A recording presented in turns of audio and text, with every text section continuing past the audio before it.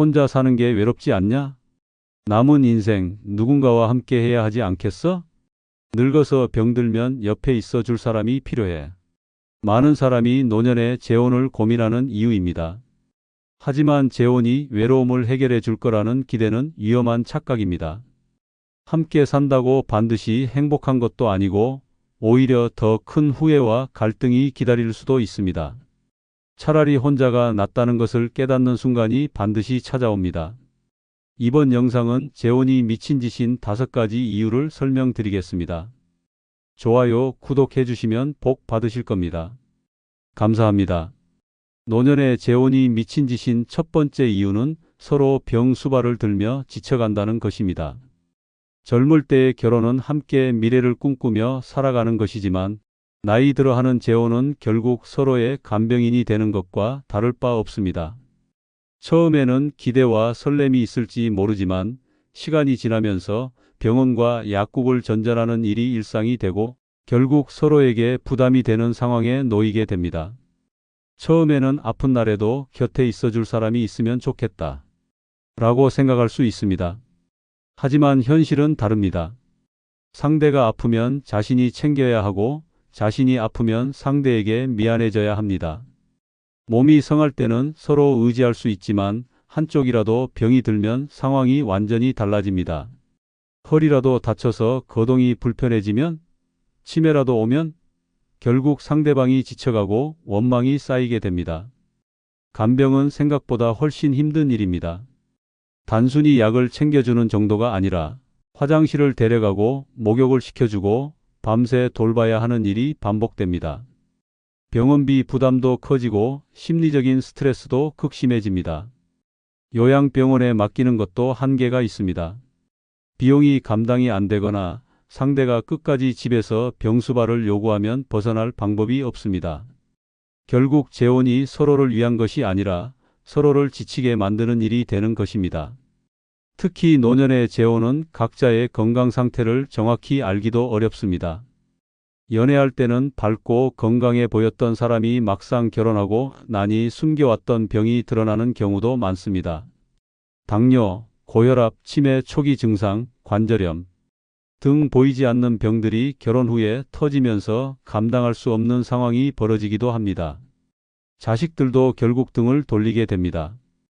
처음에는 부모가 외롭지 않도록 재혼을 응원할 수도 있지만 막상 간병 부담이 현실이 되면 입장이 달라집니다. 병원비 문제, 요양 문제, 심지어 장례까지 책임져야 할 일이 생기면 결국 왜 재혼을 해서 이 고생을 하느냐며 갈등이 생깁니다. 나이 들어 결혼은 로맨스가 아니라 현실입니다. 서로 의지하며 행복할 거라는 기대는 오래가지 않습니다. 결국 남는 것은 병원비, 피로, 그리고 끝없는 희생뿐입니다. 남은 인생을 병수발에 바치고 싶지 않다면 재혼은 신중해야 합니다. 재혼 후 병수발에 지쳐 결국 이혼한 70대 부부의 사례입니다. 72세 남성과 68세 여성이 각자 배우자를 떠나보낸 후 외로움을 이유로 재혼했습니다. 처음에는 서로 의지하며 행복한 노후를 꿈꿨지만 시간이 지날수록 현실은 달랐습니다. 남편이 갑자기 뇌졸중으로 쓰러지면서 아내가 간병을 전담하게 되었습니다. 새벽부터 약을 챙기고 병원에 동행하고 화장실까지 부축하는 일이 반복되자 몸과 마음이 모두 지쳐갔습니다. 하지만 문제는 그것뿐만이 아니었습니다. 아내도 허리 디스크로 거동이 불편해지면서 남편 역시 간병이 필요한 상황이 되었습니다. 두 사람 모두 아픈 몸으로 서로를 돌봐야 하는 처지가 되자 다툼이 잦아졌고 원망만 쌓여갔습니다. 자식들에게 도움을 요청했지만 각자 가정이 있다는 이유로 외면당했습니다. 결국 아내는 더 이상 버틸 수 없다며 이혼을 결정했습니다. 남편은 배신감에 분노했지만 아내도 자신의 건강이 한계에 다다랐다고 호소했습니다. 서로를 위하려 했던 재혼이 결국 지옥이 되어버린 것입니다. 노년의 재혼은 더 이상 낭만이 아니라 현실적인 생존의 문제입니다. 병든 몸으로 서로를 책임지는 것은 사랑이 아니라 고통이 될 가능성이 큽니다. 두 번째 이유는 배우자의 빚이나 경제적 문제까지 떠안게 되는 경우가 많다는 것입니다. 평생 성실하게 살아오면서 돈을 아끼고 모아둔 사람들이 많지만 재혼과 함께 모든 것이 무너지는 사례가 적지 않습니다. 겉으로는 안정적으로 보였던 사람이 사실은 빚더미에 올라 있거나 자식들의 경제적 짐까지 떠안아야 하는 경우도 많습니다. 재혼 후에는 단순한 감정 문제가 아니라 경제적 부담까지 함께 져야 하는 현실이 기다리고 있습니다. 재혼 후 배우자가 기존에 진 빚이 드러나면서 고통을 겪는 사례가 많습니다. 나 몰래 카드 빚이 있었다. 자식이 보증을 잘못 써서 빚이 생겼다. 이런 이야기들이 터져 나오지만 이미 법적으로 부부가 된 후라면 그 빚을 함께 책임져야 하는 경우가 많습니다. 나와는 아무 상관없는 돈인데도 단지 혼인신고를 했다는 이유로 법적 책임이 따라오는 것입니다. 평생 모아둔 노후 자금이 한순간에 사라지고 결국 남는 것은 후회뿐입니다. 또한 배우자의 경제관념이 엉망이라면 함께 사는 것 자체가 스트레스가 됩니다. 평생 아끼며 살아온 사람과 돈을 펑펑 쓰는 사람이 한 집에서 함께 살면 갈등이 끊이지 않습니다. 특히 노년에는 수입이 한정적이기 때문에 작은 씀씀이 하나가 큰 부담으로 다가옵니다. 배우자가 무리한 소비를 하거나 주변 사람들에게 돈을 빌려주면서 재정이 무너지는 경우도 많습니다. 한순간의 선택이 남은 노후를 빈털터리로 만들 수도 있습니다. 재혼을 하면 경제적 문제는 배우자뿐만 아니라 그 가족의 문제까지 떠안게 됩니다. 배우자의 자식이나 친척들이 경제적으로 어려움을 겪고 있다면 결국 손을 벌리게 되는 것은 새 배우자입니다. 어차피 가족이니까 도와줘야 한다. 라는 논리가 등장하고 결국 내 돈이 남의 빚을 갚는 데 쓰이는 상황이 벌어집니다. 처음에는 단순한 도움으로 시작했다가 점점 요구가 커지고 결국 내 삶까지 흔들리는 경우가 많습니다. 노후의 삶은 편안해야 합니다. 하지만 재혼 후 경제적 문제에 휘말리면 평생 모아둔 돈을 한순간에 날리고 고통 속에서 남은 인생을 보내야 할 수도 있습니다. 사랑만으로 해결되지 않는 것이 돈 문제입니다. 결국 재혼이 가져오는 경제적 위험을 고려하지 않는다면 마지막까지 후회 속에서 살게 될 가능성이 높습니다. 남의 빚을 떠안느니 차라리 혼자가 낫습니다. 재혼 후 배우자의 빚을 떠안고 빈털터리가 된 68세 여성의 사례입니다. 68세 여성은 배우자를 먼저 떠나보낸 뒤 외로움을 이기지 못하고 72세 남성과 재혼했습니다. 남성은 온화한 성격에 자녀들도 모두 독립한 상태라 경제적으로도 문제없어 보였습니다. 하지만 결혼 후 몇 달 만에 남편이 카드빚이 있다는 사실을 알게 되었습니다. 처음에는 금방 갚을 수 있다.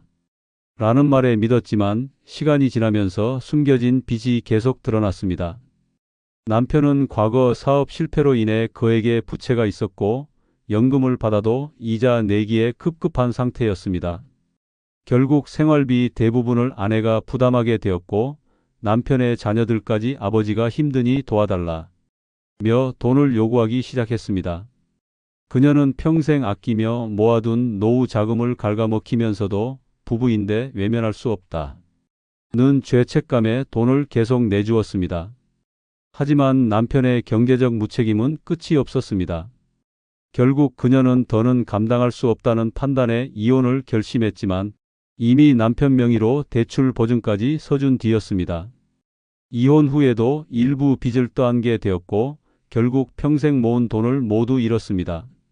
노후의 재혼은 사랑이 아니라 현실입니다. 배우자의 경제적 문제를 제대로 확인하지 않으면 한순간에 나락으로 떨어질 수 있습니다. 세 번째 이유는 취미나 관심사가 다르면 오히려 같이 있어도 더 외로울 수 있다는 것입니다. 젊을 때는 일하느라 바빠서 차이를 느낄 시간이 없지만 노년에는 온종일 같은 공간에서 함께 지내야 합니다. 그때 서로의 취향이 맞지 않으면 고립감과 답답함만 커질 뿐입니다. 한 사람은 조용한 산책을 좋아하는데 다른 사람은 TV 앞에서 하루 종일 앉아 있는 걸 좋아한다면 어떻게 될까? 한쪽은 음악을 들으며 차 한 잔을 마시고 싶은데 다른 쪽은 시끄러운 스포츠 중계를 틀어놓고 있다면 처음에는 맞춰보려 애쓰겠지만 시간이 지날수록 불만이 쌓이고 결국 서로 피하게 됩니다. 대화조차 줄어들고 함께 있어도 외로움만 깊어집니다.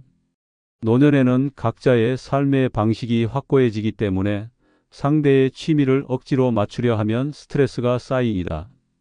영화 한 편을 보더라도 장르가 다르면 다투게 됩니다.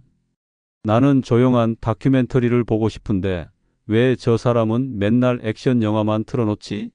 나는 여행 가고 싶은데 왜 저 사람은 집에만 있으려고 하지? 작은 차이들이 반복되면 결국 혼자 있을 때보다 더 피곤한 삶이 됩니다. 또한 노년에는 새로운 취미를 배우거나 인간관계를 넓히는 것이 중요한데 배우자의 취향에 맞추느라 하고 싶은 걸 포기하는 경우도 많습니다. 한쪽이 모임을 나가려 하면 왜 밖으로만 나가려고 하냐? 며 불만을 갖고 혼자만의 시간을 가지려 하면 같이 사는데 왜 각자 노냐?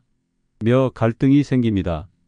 결국 하고 싶은 것도 못하고 상대에게 맞추다 보니 자유도 잃고 행복도 잃고 결국 후회만 남습니다. 혼자라면 원하는 대로 살 수 있습니다. 보고 싶은 영화, 가고 싶은 여행, 듣고 싶은 음악, 하고 싶은 취미를 마음껏 즐길 수 있습니다. 하지만 맞지 않는 사람과 재혼하면 원치 않는 삶을 강요받게 됩니다. 결국 기대했던 행복은 사라지고 혼자 있을 때보다 더 답답한 노년을 맞이하게 됩니다. 적적함을 피하려고 재혼했다가 더 깊은 외로움 속에서 살게 될 수도 있습니다. 재혼 후 취미 차이로 결국 각방을 쓰며 살아간 74세 부부의 사례입니다. 74세 남성과 70세 여성이 재혼한 지 1년 만에 사실상 별거 상태가 되었습니다. 남성은 조용한 시간을 즐기는 성격으로 책을 읽거나 클래식 음악을 듣는 것을 좋아했습니다. 반면 여성은 사람들과 어울리는 걸 즐기며 수다를 나누거나 여행을 다니는 것이 취미였습니다. 처음에는 서로 맞춰보려 노력했지만 시간이 지날수록 갈등이 커졌습니다. 남성이 집에서 조용히 책을 읽고 싶어 하면 여성은 친구들을 집으로 불러 시끌벅적한 시간을 보냈습니다.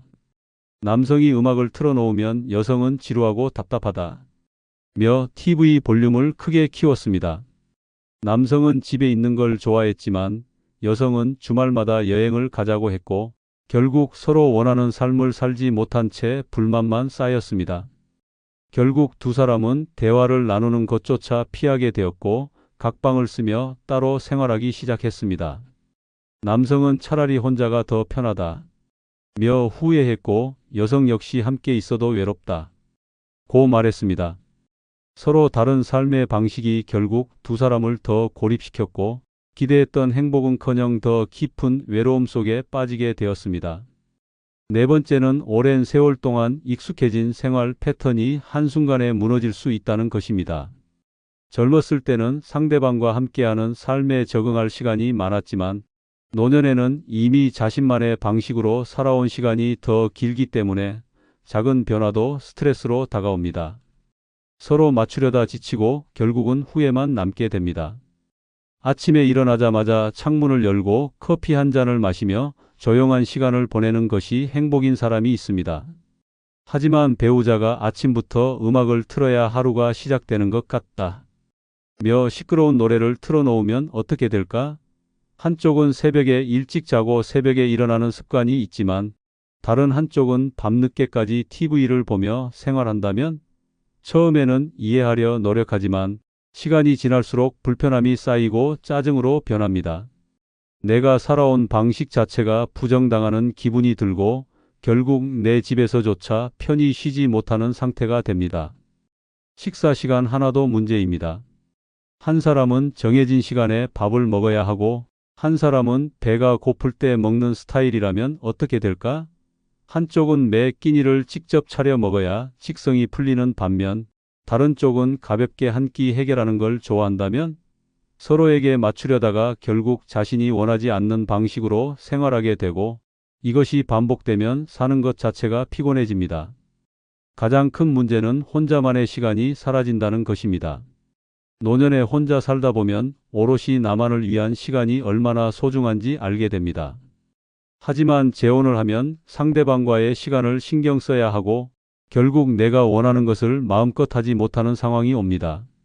나만의 취미를 즐기던 시간, 조용한 휴식 시간, 그 모든 것이 깨지고 결국 혼자일 때가 더 편했는데라는 생각이 들기 시작합니다. 혼자 산다는 것은 내가 원하는 대로 내 삶을 꾸릴 수 있다는 뜻입니다. 하지만 재혼을 하면 나만의 자유롭던 생활 패턴이 깨지고 상대방에게 맞춰야 하는 불편함이 따라옵니다. 결국 노년의 재혼은 자유를 얻는 것이 아니라 새로운 제약을 스스로 만들어내는 선택이 될 수 있습니다. 재혼 후 생활 패턴이 맞지 않아 결국 별거를 선택한 74세 남성의 사례입니다. 74세 남성은 69세 여성과 재혼했습니다. 혼자 사는 게 외로워 결혼을 결심했지만 막상 함께 살기 시작하자 모든 것이 불편해졌습니다. 그는 새벽에 일어나 신문을 읽고 산책을 다녀오는 것이 하루의 시작이었습니다. 하지만 아내는 늦잠을 자는 습관이 있어 아침마다 생활 패턴이 엇갈렸습니다. 남편이 조용히 신문을 읽고 싶어도 아내는 늦게까지 TV를 보느라 늦게 일어났고 아침부터 시끄럽게 전화를 하거나 음악을 틀어놓았습니다. 식사 문제도 심각했습니다. 남편은 하루 세 끼를 규칙적으로 챙겨 먹는 걸 중요하게 생각했지만 아내는 대충 한 끼만 먹거나 가볍게 해결하는 스타일이었습니다. 서로의 습관이 맞지 않다 보니 갈등이 반복되었고 결국 남편은 점점 집 밖으로 도는 시간이 많아졌습니다. 혼자 살 때는 자유롭게 생활했지만 재혼 후에는 사소한 것 하나하나가 불편해졌습니다. 결국 남편은 아내에게 별거를 제안했습니다. 서로 사랑해서 결혼했지만 생활 패턴이 맞지 않으면 함께 사는 것이 오히려 고통이라는 것을 깨달았습니다. 그는 다시 혼자의 삶으로 돌아가면서 재혼이 외로움을 해결해 줄 줄 알았는데 결국 혼자가 더 편했다. 라고 말했습니다. 노년에 가장 중요한 것은 관계가 아니라 나만의 삶을 지키는 것입니다. 다섯 번째는 결국 혼자가 더 편하다는 걸 깨닫게 되는 경우가 많다는 것입니다. 처음에는 같이 밥 먹고 대화 나누고 함께 시간을 보내는 것이 좋을 수 있습니다. 하지만 시간이 지날수록 혼자의 삶이 얼마나 자유롭고 편안했는지를 실감하게 됩니다. 재혼을 하면 상대방과 끊임없이 조율해야 합니다. 생활 습관, 식사 시간, 취미, 인간관계까지 모든 것이 서로 다릅니다. 혼자 살 때는 하고 싶은 대로 살면 됐지만 이제는 상대방을 신경 써야 합니다. 늦은 밤까지 책을 읽고 싶어도 방 불을 꺼야 하고 갑자기 여행을 가고 싶어도 상대의 동의를 구해야 합니다. 작은 불편이 쌓이고 결국 이럴 거면 차라리 혼자가 낫다. 라는 생각이 들기 시작합니다. 경제적인 문제도 무시할 수 없습니다. 혼자 살면 내가 가진 돈을 내가 원하는 대로 쓸 수 있습니다. 하지만 재혼을 하면 생활비를 함께 부담해야 하고 배우자의 가족까지 챙겨야 할 수도 있습니다. 자식들이 경제적으로 도움을 요청하면 거절하기도 어렵습니다. 결국 평생 모아둔 돈이 예상치 못한 곳으로 흘러가면서 후회하게 됩니다. 가장 큰 문제는 감정적인 부담입니다. 혼자 살면 외롭긴 해도 누구에게도 신경 쓰지 않고 내 감정만 관리하면 됩니다. 하지만 재혼을 하면 배우자의 감정까지 떠안아야 합니다. 상대가 아프거나 우울해하면 함께 힘들어지고 갈등이 생기면 스트레스를 받습니다. 혼자 살 때는 단순했던 감정이 둘이 되면서 복잡해지고 무거워집니다. 결국 재혼한 많은 사람들이 이렇게 말합니다. 혼자가 더 편했다. 처음에는 외로움을 피하려고 결혼했지만 오히려 재혼이 더 큰 부담이 되고 스트레스가 되어버립니다. 늦게라도 깨닫는다면 다행이지만 이미 경제적 손해를 보고 감정적으로 지쳐버린 후라면 돌이키기도 어렵습니다. 노년에는 누군가에게 기대려고 하기보다 스스로를 온전히 받아들이고 혼자의 삶을 즐길 줄 아는 것이 더 행복한 길입니다. 재혼 후 불편함을 느끼고 결국 혼자의 삶을 선택한 70대 여성의 사례입니다. 72세 여성은 75세 남성과 재혼했습니다. 처음에는 함께 밥을 먹고 대화를 나누며 외로움을 덜 수 있을 거라 생각했습니다. 하지만 결혼 생활이 길어질수록 혼자 살 때가 훨씬 편했다는 걸 깨닫기 시작했습니다. 남편은 집안일을 전혀 하지 않았고 사소한 생활 습관 차이조차 불편하게 느껴졌습니다. 가장 힘들었던 것은 일상의 자유가 사라졌다는 점이었습니다. 혼자 살 때는 아침에 일어나고 싶은 시간에 일어나고 먹고 싶은 걸 먹으며 조용히 책을 읽는 것이 행복이었습니다. 하지만 재혼 후에는 남편과 생활 패턴을 맞춰야 했고 집안 분위기조차 남편의 기분에 따라 달라졌습니다. 경제적인 문제도 예상치 못한 부담이 되었습니다. 남편이 자주 자녀들에게 용돈을 주었고 생활비도 예상보다 많이 들었습니다. 결국 그녀는 더 이상 맞추려 애쓰지 않고 다시 혼자의 삶을 선택했습니다. 혼자가 외롭긴 해도 불편함 없이 살 수 있다는 것이 더 중요하다. 라며 오히려 후련해 했습니다. 결국 재혼이 행복을 보장해 주는 것이 아니라는 걸 깨닫는데 오랜 시간이 걸리지 않았습니다. 재혼이 노후를 편안하게 만들어 줄 거라는 생각은 환상일 뿐입니다. 사랑만으로 해결할 수 없는 현실적인 문제들이 끝없이 밀려옵니다. 병수발, 돈 문제, 생활 패턴 차이, 감정적인 갈등까지. 결국 재혼 후 후회하는 사람들은 이렇게 말합니다. 차라리 혼자가 더 편했다. 익숙한 불편함보다 새로운 후회를 선택하지 마십시오. 노년의 행복은 누군가에게 기대는 것이 아니라 스스로의 삶을 지키는 것에서 시작됩니다. 좋아요, 구독해 주시면 더 좋은 영상으로 보답하겠습니다. 감사합니다. 노년에 재혼을 꿈꾸는 사람이 많습니다. 혼자가 외롭고 남은 인생을 함께할 동반자가 필요하다는 이유에서입니다. 하지만 현실은 냉혹합니다. 재혼 후 달콤한 행복은 잠시뿐이고 뒤늦게 후회하는 경우가 대부분입니다. 배우자의 병을 간병하다 노후가 망가지고 자식들과 의절하며 전 재산을 빼앗기거나 생활비 부담에 허덕이다 파산하는 일까지 벌어집니다. 혼자가 외롭다고 쉽게 재혼을 결정하면 더 큰 불행이 기다리고 있을 뿐입니다. 노후의 행복이 아니라 황혼의 지옥을 맞이하고 싶지 않다면 재혼이 과연 정답인지 신중히 고민해야 합니다. 이번 영상은 늙어 재혼이 미친 짓인 5가지 사례를 알려드리겠습니다. 구독, 좋아요 부탁드립니다. 첫 번째 사례는 재혼하자마자 배우자가 병을 얻어 간병인 신세가 된 사례입니다. 이정호 씨는 72세의 평범한 노인이었습니다. 아내와 사별한 후 몇 년 동안 혼자 지내다 보니 외로움이 커졌습니다. 젊었을 때야 바쁘게 살며 외로움을 느낄 틈이 없었지만 나이가 들수록 혼자 밥 먹는 게 힘들었고 명절이나 기념일이 되면 허전함이 몰려왔습니다. 그렇게 고민하던 어느 날 친구의 소개로 한 여성과 만나게 되었습니다. 김선자 씨는 68세로 남편과 이혼한 지 10년이 넘었다고 했습니다. 그녀 역시 혼자 사는 게 너무 힘들었다고 했고 서로의 처지가 비슷하다 보니 대화가 잘 통했습니다. 선자 씨는 밝고 다정한 성격이었고 저도 남은 인생을 좋은 사람과 함께하고 싶어요. 라고 말했습니다. 정호 씨는 그 말에 마음이 흔들렸습니다. 이 사람이라면 함께 노후를 보내도 괜찮겠다는 생각이 들었습니다. 몇 달간 만남을 이어간 후 두 사람은 주변의 축하 속에 재혼을 결심했습니다. 자식들은 처음엔 반대했지만 우리도 남은 인생 행복하게 살 권리가 있지 않겠냐? 라는 말에 결국 허락했습니다. 그렇게 두 사람은 조촐한 결혼식을 올리고 한 집에 살게 되었습니다. 처음 며칠은 꿈 같았습니다. 함께 아침을 먹고 산책을 나가고 손을 잡고 TV를 보며 웃었습니다. 역시 혼자보단 둘이 낫다고 생각했습니다. 하지만 행복은 오래가지 않았습니다. 결혼한 지 2달이 채 안 됐을 무렵 선자 씨가 갑자기 몸이 좋지 않다고 했습니다. 처음엔 단순한 피로라고 생각했지만 날이 갈수록 기운이 빠지고 밥도 잘 먹지 못했습니다.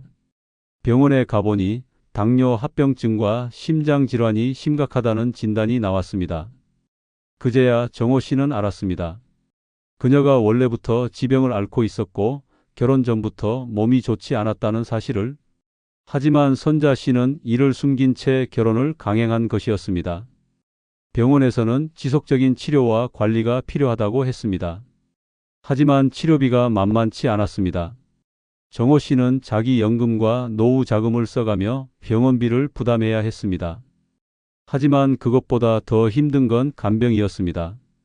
매일 약을 챙겨야 했고 음식을 조절해야 했으며 병원에 동행해야 했습니다. 심지어 그녀는 밤에도 숨이 가쁘다며 정호 씨를 깨워 도와달라고 했습니다.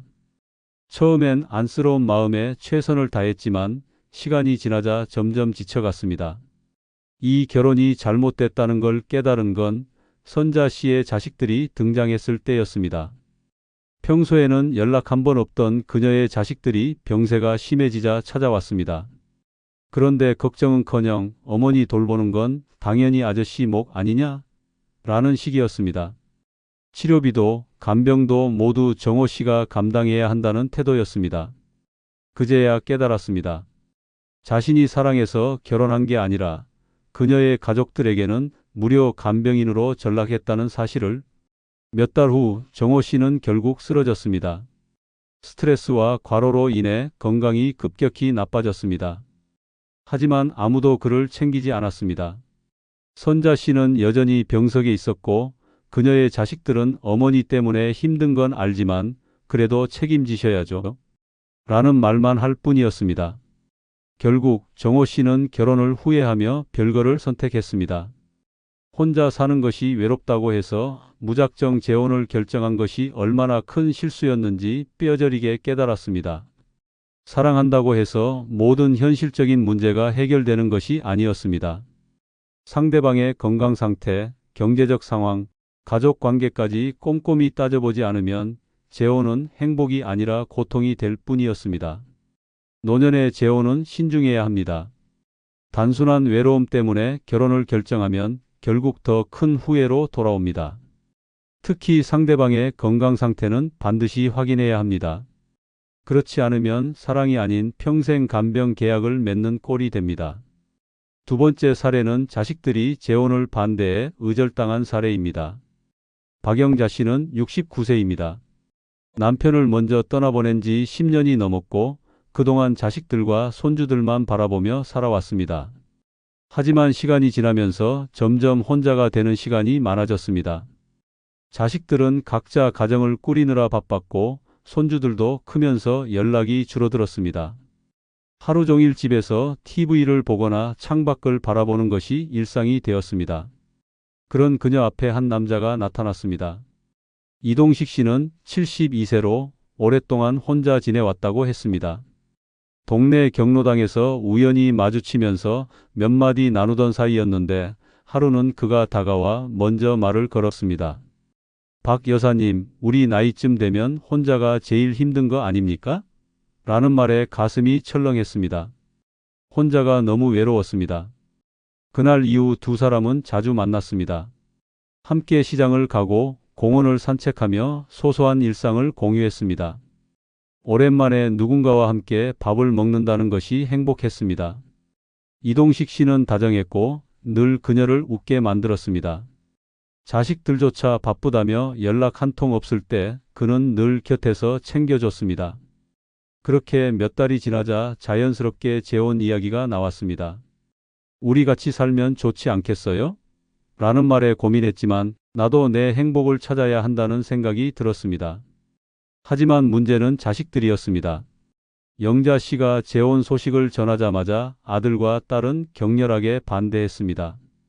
엄마, 대체 무슨 생각이에요? 이 나이에 결혼해서 뭐 하려고요? 혹시 저 남자가 엄마 돈 노리는 거 아니야? 라는 말들이 쏟아졌습니다. 자식들의 반응은 냉담했습니다. 영자 씨는 억울했습니다. 평생 가족만을 위해 희생하며 살아왔는데 이제 와서 자신의 행복을 찾겠다고 하니 손가락질을 했습니다. 며칠 뒤 아들이 집으로 찾아왔습니다. 엄마, 솔직히 말해요. 그 사람 엄마한테 돈 빌려달라고 한 적 없어요? 라는 말에 억장이 무너졌습니다.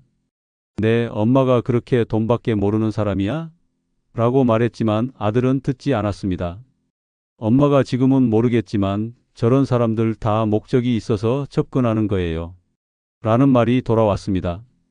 결국 큰 소리가 오갔고 아들은 엄마 마음대로 하세요.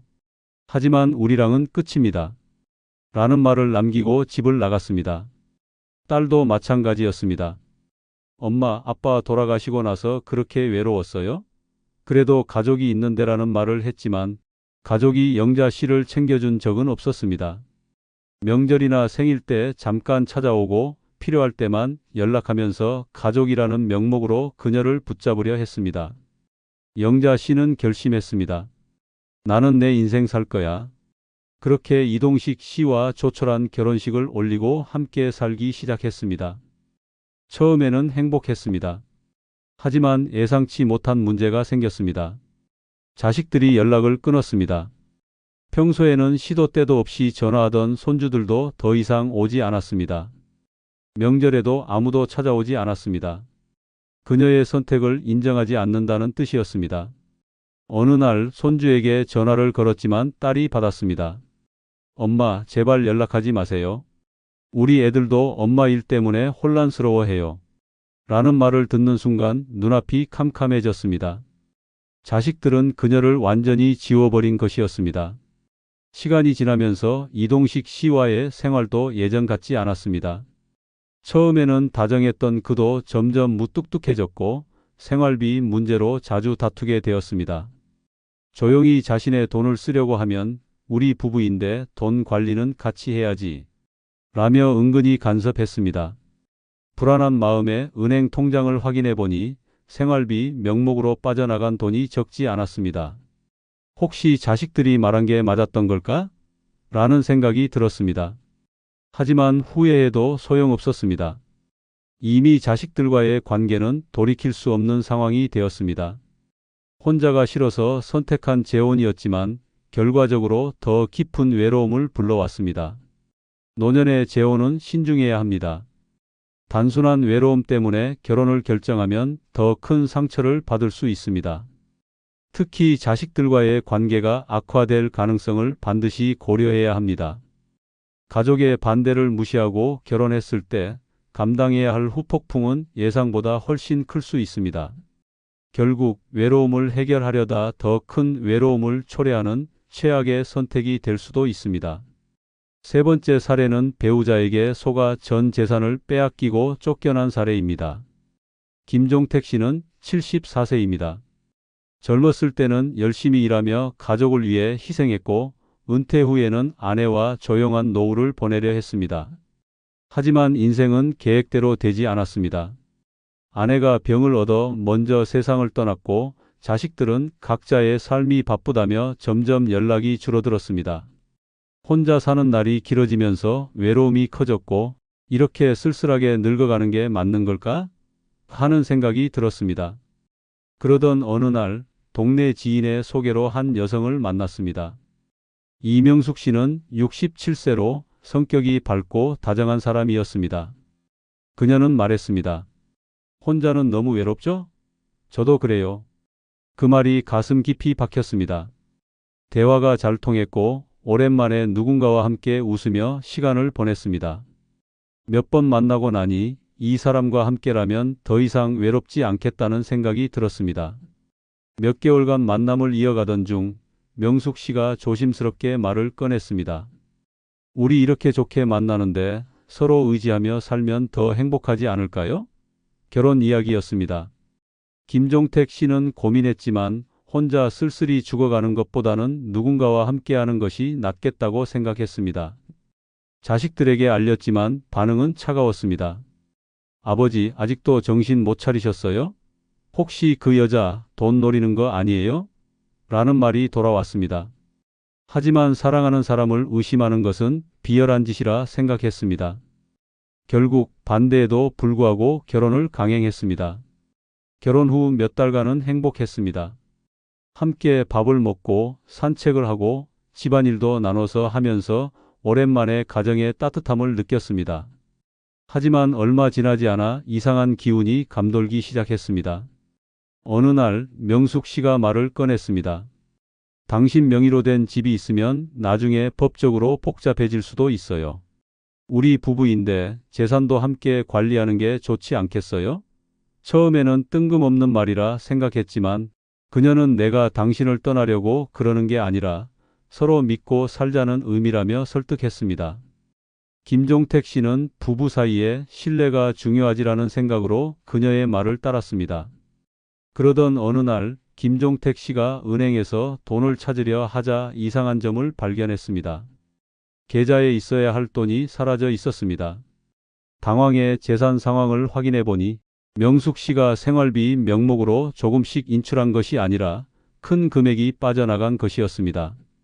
그리고 집 문서를 확인해 보니 소유주가 바뀌어 있었습니다. 그 순간 머릿속이 하얘졌습니다.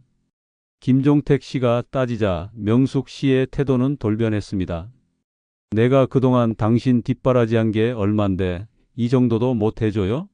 라고 말하며 오히려 화를 냈습니다. 그리고 며칠 후 그녀는 집에서 나가달라고 했습니다. 이제 우리 사이 끝났어요. 이 집은 이제 내 것이니까 나가주세요. 김종택 씨는 믿을 수 없었습니다. 이 여자가 나를 사랑한 게 아니라 내 재산을 노렸던 거구나라는 사실을 깨닫는 데는 오랜 시간이 걸리지 않았습니다. 자식들에게 도움을 청했지만 돌아오는 말은 차가웠습니다. 아버지가 그렇게 하시겠다면서요. 우리가 뭐라고 했어요? 결국 그는 한순간에 집도 돈도 가족도 잃었습니다. 네 번째 사례는 배우자와 성격이 맞지 않아 황혼 이혼한 사례입니다. 최성호 씨는 71세입니다. 아내와 사별한 후 몇 년간 혼자 살았습니다. 처음에는 자유롭다고 생각했지만 시간이 지날수록 외로움이 커졌습니다. 집에 들어가면 불이 꺼져 있고 끼니를 대충 때우다 보니 건강도 나빠졌습니다. 자식들은 바쁘다는 핑계로 연락이 뜸했고 명절에도 얼굴 보기 힘들어졌습니다. 결국 이렇게 혼자 늙어가다 가는 건가 하는 생각이 들었습니다. 그러던 어느 날 친구의 소개로 김영자 씨를 만났습니다. 그녀는 68세로 남편과 이혼한 지 오래되었다고 했습니다. 깔끔한 옷차림에 말도 세련되었고 첫인상은 무척 좋았습니다. 혼자 사는 게 참 외롭죠? 라는 그녀의 말에 성호 씨는 공감했습니다. 오랜만에 누군가와 깊은 대화를 나누고 함께 밥을 먹으니 살아있는 기분이 들었습니다. 몇 번의 만남 끝에 자연스럽게 재혼을 결심했습니다. 하지만 문제는 결혼 후부터 시작되었습니다. 연애할 때와 달리 함께 살다 보니 성격 차이가 극명하게 드러났습니다. 성호 씨는 조용한 생활을 좋아했습니다. 아침 일찍 일어나 신문을 읽고 소박한 밥상을 차려 먹고 산책을 하는 것이 일상이었습니다. 하지만 영자 씨는 달랐습니다. 늘 시끄러운 환경에서 지냈고 집안이 조용하면 답답하다며 하루 종일 TV를 틀어놓았습니다. 왜 이렇게 조용하게 살아? 좀 신나게 살아야지. 라며 친구들을 집으로 불러 모았습니다. 음식 문제도 끊임없는 갈등을 불렀습니다. 성호 씨는 싱겁고 담백한 음식을 좋아했지만 영자 씨는 양념이 강하고 기름진 음식을 선호했습니다. 처음에는 서로 맞춰가려 했지만 시간이 지날수록 스트레스가 쌓였습니다. 이제 좀 적응 좀 해요. 내가 늘 먹던 방식이 있는데 갑자기 바꿀 수 있어요? 라며 그녀가 강하게 나오자 성호 씨도 참을 수 없었습니다. 나는 평생 이렇게 먹어왔는데 왜 나한테 맞추지 않는 거요?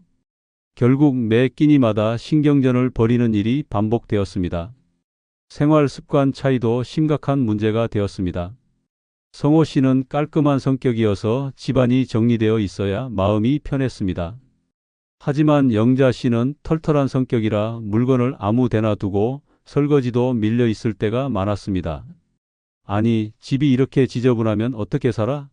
라고 말하면 영자 씨는 너무 깔끔 떠는 것도 병이에요.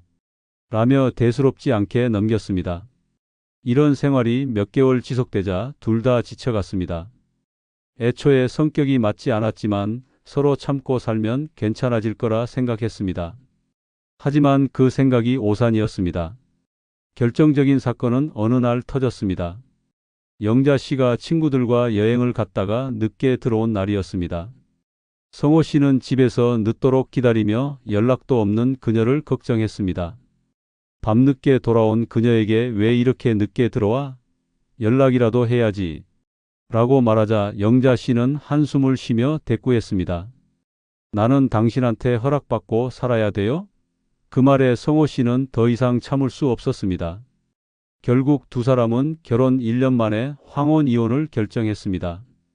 자식들에게도 말하지 않고 혼자 결정했던 결혼이었기에 이혼하는 것도 조용히 끝냈습니다. 이혼 후 성호 씨는 더 깊은 외로움을 느꼈습니다. 혼자 사는 게 싫어서 시작한 결혼이었지만 결국 더 큰 스트레스와 후회를 남겼습니다. 다섯 번째 사례는 재혼 후 생활비 부담이 커져 경제적으로 무너진 사례입니다. 이강철 씨는 67세입니다. 젊었을 때는 열심히 일하며 집 한 채 마련하고 노후 대비도 나름대로 했습니다. 아내와 사별한 후에는 그동안 모아둔 연금과 약간의 저축으로 소박하게 살아왔습니다. 큰 욕심 없이 하루하루를 보내던 중 가장 견디기 힘든 것은 외로움이었습니다. 밥을 먹을 때도 밤에 혼자 누워 있을 때도 쓸쓸함이 밀려왔습니다. 그러던 어느 날 우연히 친구의 소개로 박순자 씨를 만났습니다. 그녀는 65세로 남편과 이혼하고 오랫동안 혼자 살았다고 했습니다. 혼자 사는 게 너무 힘들어요. 라는 그녀의 말이 가슴 깊이 와닿았습니다. 두 사람은 빠르게 가까워졌고 함께 있으면 오랜만에 삶의 활력을 느낄 수 있었습니다. 몇 개월이 지나자 자연스럽게 재혼 이야기가 나왔습니다. 자식들은 반대했지만 강철 씨는 나도 내 행복을 찾고 싶다 며 결혼을 강행했습니다. 자식들이 하는 말이 못마땅했습니다. 아버지, 혼자 사는 게 불편하다고 해도 그렇지 결혼까지 하실 필요가 있어요? 라는 말이 들려왔지만 강철 씨는 흔들리지 않았습니다. 외롭게 사느니 서로 기대며 사는 게 낫다 는 생각이 컸습니다. 하지만 결혼 생활은 예상과 달랐습니다. 결혼 후 한 달도 지나지 않아 경제적인 문제가 불거졌습니다. 강철 씨는 노후 준비를 나름대로 했다고 생각했지만 혼자 살 때와 둘이 살 때의 생활비 차이는 상상 이상이었습니다. 처음에는 간단한 생활비만 더 들 거라고 생각했습니다. 하지만 박순자 씨는 씀씀이가 컸습니다. 난 원래 이렇게 살아왔어요. 라며 고급 음식과 외식을 즐겼고 옷도 자주 새로 샀습니다. 게다가 박순자 씨는 결혼 전부터 경제적으로 어려운 상황이었습니다. 이혼 후 혼자 살면서 저축해둔 돈이 거의 없었고 자식들에게서도 경제적인 도움을 받지 못하고 있었습니다. 결혼 후 자연스럽게 강철 씨가 모든 생활비를 부담해야 하는 상황이 되었습니다. 전기세, 수도세, 식비, 병원비까지 모든 지출이 배 이상 늘어났습니다. 강철 씨는 연금과 저축을 조금씩 써가며 생활했습니다. 이 정도는 괜찮겠지 라고 생각했지만 몇 개월이 지나자 은행 잔고가 빠르게 줄어들었습니다. 그러던 어느 날 박순자 씨가 말했습니다. 우리도 좀 여행 다니면서 즐겨야 하지 않겠어요? 강철 씨는 놀랐습니다. 우리 형편이 넉넉한 것도 아닌데 무슨 여행이야? 라고 했지만 그녀는 내가 여태 고생만 했어요. 이제 좀 즐기며 살고 싶어요. 라며 섭섭해했습니다. 결국 강철 씨는 그녀를 설득하지 못하고 적금을 깨서 여행을 다녀왔습니다. 그 후로도 돈이 빠져나가는 일은 계속되었습니다. 갑자기 그녀의 자식이 찾아와 엄마, 급하게 돈이 좀 필요해요. 라며 손을 벌리기도 했습니다. 강철 씨가 난색을 보이자 박순자 씨는 한 번만 도와줘요. 부모가 자식을 돕는 건 당연한 거예요. 라며 부탁했습니다. 결국 몇백만 원을 줬지만 그 돈은 돌아오지 않았습니다. 몇 개월이 지나자 통장에 남은 돈이 거의 바닥이 났습니다. 이제는 병원비조차 걱정해야 하는 상황이 되었습니다. 그제야 강철 씨는 후회하기 시작했습니다. 혼자 살 때는 부족함 없이 지냈지만 재혼 후 생활비가 폭등하면서 경제적으로 무너졌습니다. 결국 그는 박순자 씨에게 조심스럽게 생활비 문제를 이야기했습니다. 우리 지출을 조금 줄여야 할 것 같아요. 라고 말하자 그녀는 화를 냈습니다. 결혼할 때부터 알았잖아요. 난 이렇게 살아온 사람이에요. 지금 와서 갑자기 바꾸라는 거예요? 라는 말이 돌아왔습니다. 강철 씨는 더 이상 버틸 수 없었습니다.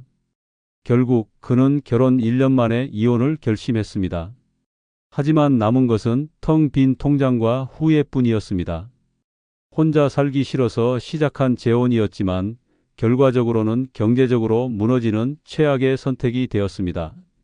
노년의 재혼을 결정할 때는 반드시 경제적인 부분을 따져봐야 합니다. 단순히 외롭다는 이유로 재혼하면 한순간에 모든 재산을 잃을 수도 있습니다. 상대방의 씀씀이, 경제적 상황, 생활 습관까지 철저하게 고려하지 않으면 재혼은 행복이 아니라 재앙이 될 수 있습니다. 구독, 좋아요 해주시면 더 좋은 영상으로 찾아뵙겠습니다. 항상 건강하십시오. 우리 애가 얼마나 성공했는지 알아? 해외에서 인정받고 연봉도 억대야. 요즘 젊은 것들은 기본 예의도 없어. 우리 때는 안 그랬는데 말이야. 이런 말이 입에 붙었다면 지금 위험한 착각 속에서 살고 있을 가능성이 큽니다. 노년에 가장 조심해야 할 것은 현실이 아니라 스스로 만들어낸 도취의 세계입니다. 노년을 진짜 멋지게 살아가고 싶다면 이제는 내려놓아야 할 것들이 있습니다. 과거가 아니라 현재를 살아야 하고 남을 가르치려 하기보다 배우려는 자세를 가져야 합니다.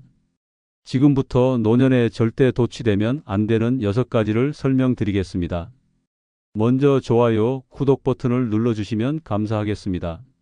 노년에 절대 도취되면 안 되는 것 중 하나가 자식의 성공입니다. 자식이 잘 되면 물론 기쁘고 자랑스럽습니다. 하지만 그 기쁨이 지나쳐 도취되기 시작하면 어느 순간부터 내 인생은 사라지고 오로지 자식의 성공만이 나의 가치가 되어버립니다. 자식의 이름을 내 이름처럼 내세우며 자랑하고 다니다 보면 정작 내 삶은 점점 초라해지고 허전해지는 것입니다. 자식 자랑은 처음에는 기분 좋습니다. 하지만 점점 더 과해지면 주변 사람들도 피곤해하고 나 자신도 거기에 빠져 허상 속에 살게 됩니다. 친구들을 만나도 대화의 중심은 온통 우리 애는 마리아로 시작되고 내 이야기는 사라집니다. 처음에는 다들 들어주지만 시간이 지나면 지겨워하고 피하게 됩니다. 결국 남는 것은 허무함 뿐입니다. 자식의 성공이 내 삶을 채워줄 것 같지만 결국 자식은 자신의 삶을 살고 나는 나만의 길을 가야 합니다. 자식의 성공에 도취되면 스스로를 잊어버리게 됩니다. 나는 자식을 이렇게 잘 키웠으니 성공한 인생이다라고 착각하기 쉽지만 그건 자식의 삶이지 내 삶이 아닙니다. 자식이 사회적으로 높은 위치에 있거나 경제적으로 성공했다고 해서 부모인 내 삶까지 성공한 것은 아닙니다. 나의 성취 없이 자식의 성공에 기대어 자부심을 느끼려 하면 정작 내 인생은 공허해질 수밖에 없습니다. 더 큰 문제는 자식의 성공에 도취되면 나도 모르게 자식을 통해 살아가려는 욕심이 생긴다는 것입니다.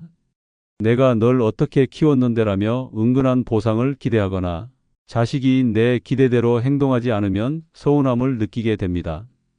자식이 바빠서 연락이 뜸해지면 서운하고 손주를 자주 보지 못하면 허전하고 내 말을 우선순위에서 밀어내면 속상해집니다. 하지만 애초에 자식의 성공은 자식의 것이지 내 것이 아닙니다. 자식이 아무리 잘 나가도 결국 내 인생은 내가 책임지는 것입니다. 노년에 진짜 중요한 것은 자식의 성공이 아니라 내 삶을 어떻게 채워갈 것인가입니다. 자식이 잘 됐든 안 됐든 내가 즐겁게 살고 있는가가 훨씬 중요합니다. 자식의 성공을 내 인생의 업적으로 삼고 거기에 기대어 살면 나중에 자식이 실패하거나 어려움을 겪을 때 함께 무너질 수밖에 없습니다. 자식이 내 행복의 전부가 되어서는 안 됩니다. 자식의 성공은 축하할 일이지만 그것이 내 인생의 전부가 되어서는 안 됩니다. 자식이 아무리 잘 돼도 내 인생은 별개입니다. 자식이 잘 되든 못 되든 내 삶을 내 방식대로 즐길 줄 알아야 합니다. 내 이름으로 살고 내 이야기를 하고 내 행복을 찾아야 합니다. 노년에 진짜 빛나는 사람은 자식의 성공을 자랑하는 사람이 아니라 자신의 삶을 온전히 살아가는 사람입니다. 노년에 절대 도취되면 안 되는 것 중 하나가 나는 인생 경험이 많다는 착각입니다. 오랫동안 살아오면서 겪은 일들이 많다고 해서 그 경험이 언제나 정답은 아닙니다. 하지만 나이가 들수록 자신의 경험이 절대적이라고 믿고 그것을 기준 삼아 남들을 판단하는 경우가 많습니다. 문제는 세상은 계속 변하고 있으며 과거의 방식이 현재에도 통하는 것은 아니라는 것입니다. 내가 살아보니까 이게 맞아라는 말로 후배들을 훈계하고 젊은 세대에게 자신의 방식을 강요하다 보면 결국 주변에서 멀어질 수밖에 없습니다. 인생 경험이 많다는 이유로 조언을 하는 것은 좋지만 그 조언이 항상 옳다는 보장은 없습니다. 특히 요즘처럼 빠르게 변하는 시대에는 과거의 성공 방정식이 현재에도 통할 거라고 착각해서는 안 됩니다. 과거에는 통했던 방법이 이제는 낡은 방식이 되어버린 경우가 얼마나 많은지 돌아봐야 합니다. 더 큰 문제는 자신의 경험에 도취된 사람들이 다른 사람의 의견을 무시하는 태도를 보인다는 것입니다. 젊은 세대가 새로운 방식으로 문제를 해결하려 하면 나 때는 그런 거 없어도 잘 살았어 라며 평가절하거나 최신 기술과 문화에 대해 배울 생각조차 하지 않는 경우가 많습니다. 그러면서도 요즘 애들은 아무것도 몰라라는 말을 습관처럼 하게 됩니다. 하지만 진짜 모르는 것은 누구인지 생각해 봐야 합니다. 경험이 많다는 이유로 새로운 것을 받아들이지 않는 순간 세상과의 거리는 더욱 멀어질 뿐입니다. 과거의 경험이 무조건 틀린 것은 아니지만 그것이 절대적인 기준이 되어서는 안 됩니다. 세상은 변하고 사람도 변하며 시대에 따라 정답도 달라집니다. 경험이 많다는 이유로 스스로를 우월한 존재라고 착각하면 결국 남는 것은 고립과 외로움 뿐입니다. 젊은 사람들과 소통하고 싶다면 그들의 이야기를 듣고 이해하려는 노력이 필요합니다. 나 때는이라는 말보다 요즘은 어떤가? 라고 묻는 태도가 더 중요합니다. 노년의 가장 위험한 착각은 나는 이미 다 알고 있다는 생각입니다. 배움을 멈추는 순간 사람은 도태됩니다. 아무리 인생을 오래 살았어도 세상의 모든 것을 알 수는 없습니다. 경험이 많다는 것은 자랑이 아니라 계속해서 배워야 한다는 책임이 따르는 것입니다. 지금까지 쌓아온 경험을 바탕으로 지혜로운 사람이 될 것인가? 아니면 과거에 갇혀 시대에 뒤처진 사람이 될 것인가는 스스로의 선택입니다. 진짜 지혜로운 사람은 자신의 경험을 남에게 강요하는 사람이 아니라 끊임없이 배우고 변화하는 사람입니다. 경험이 많다고 우쭐하기보다 언제나 새로운 것을 받아들이고 인정할 줄 아는 사람이 되어야 합니다. 세상이 나를 따라오기를 바라는 것이 아니라 내가 세상의 흐름에 맞춰 나아가야 합니다. 노년을 살아가는 가장 현명한 방법은 과거에 도취되지 않고 언제나 현재를 살아가는 것입니다. 노년에 절대 도취되면 안 되는 것 중 하나가 바로 나 때는 말이야 라는 사고방식입니다. 이 말이 입에 붙기 시작하면 어느새 주변 사람들은 피곤해지고 대화는 단절되며 나 자신도 과거에 갇혀버리고 맙니다. 과거를 회상하는 것은 좋지만 그것이 현재를 부정하는 태도로 이어지면 결국 남는 것은 고립뿐입니다. 나 때는 말이야 라는 말이 나오는 순간 대화의 방향은 과거로 돌아갑니다. 문제는 듣는 사람들은 과거보다 현재와 미래에 관심이 많다는 것입니다. 세상은 계속 변하는데 내가 살아왔던 방식이 정답이라고 고집하면 젊은 세대는 점점 멀어질 수밖에 없습니다. 후배들에게 조언을 해주고 싶어도 우리 때는 다 그렇게 했어 라는 말만 반복하면 결국 듣는 사람은 지겨워지고 소통할 기회를 놓치게 됩니다. 더 큰 문제는 나 때는이라는 말이 비교와 비난으로 변질되는 경우가 많다는 것입니다. 요즘 젊은 것들은 고생을 몰라 우리 때는 다 참고 살았어라는 말은 결국 젊은 세대를 깎아내리는 표현이 될 뿐입니다. 과거에는 맞았을지 몰라도 지금의 시대는 다릅니다. 과거의 방식이 무조건 옳다고 주장하는 순간 세대 간의 벽은 더욱 높아질 수밖에 없습니다. 과거를 지나치게 미화하는 것도 위험합니다. 옛날이 훨씬 좋았어. 그때가 진짜 사람이 살만한 세상이었지라며 현재를 부정하는 태도는 결국 나 자신을 시대에 뒤처지게 만듭니다. 지금도 충분히 살만한 세상이고 새로운 것들을 배우고 즐기려는 태도를 가진다면 노년의 삶도 훨씬 풍요로워질 수 있습니다. 나 때는에 머무르면 새로운 것들을 받아들이지 못하고 결국 현재와 동떨어진 사람이 되어버립니다. 노년의 지혜는 과거를 강요하는 것이 아니라 현재를 이해하려는 태도에서 나옵니다. 나 때는이라고 말하는 대신 요즘은 어떤가? 라고 묻는 것이 더 현명한 태도입니다. 젊은 세대와 대화를 나눌 때 과거의 방식을 자랑하는 것이 아니라 현재의 흐름을 이해하려 노력하는 것이 더욱 중요합니다. 시대는 변하고 사람도 변합니다. 과거에 도취되지 않고 지금 이 순간을 살아가는 사람이야말로 진짜 지혜로운 사람입니다. 과거를 추억하는 것은 좋지만 거기에 갇혀서는 안 됩니다. 나 때는이 아니라 지금은을 이야기할 수 있어야 합니다. 현재를 인정하고 변화를 받아들이며 새로운 것을 배우는 태도가 노년을 더욱 빛나게 만듭니다. 노년을 살아가는 가장 좋은 방법은 과거에 머무르는 것이 아니라 현재를 함께 걸어가는 것입니다. 노년에 절대 도취되면 안 되는 것 중 하나가 노년에는 무조건 편해야 한다는 착각입니다. 평생 고생했으니 이제는 가만히 있어도 된다는 생각이 들 수도 있습니다. 하지만 몸과 마음을 놓아버리는 순간 삶의 활력도 함께 사라집니다. 편안함에 도취되어 움직이지 않고 새로운 것에 도전하지 않으며 그저 하루하루 시간을 흘려보내는 것은 결국 스스로를 무너뜨리는 길입니다. 편하게 살겠다는 생각이 지나치면 몸은 나태해지고 정신은 둔해집니다. 더 이상 배우려고 하지 않고 새로운 사람을 만나려 하지 않고 기존의 익숙한 환경 속에서만 머물려고 하면 결국 삶은 점점 좁아집니다. 이제 힘든 일은 안 해도 되라며 운동을 멀리하고 사람들을 만나는 것도 귀찮아하고 세상의 변화에 무관심해지면 결국 남는 것은 무료함과 외로움뿐입니다.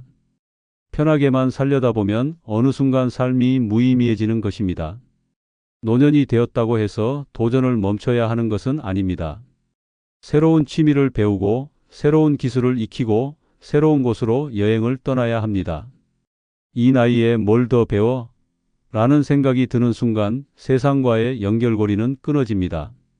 뇌는 계속 써야 늙지 않고 몸은 계속 움직여야 건강을 유지할 수 있습니다.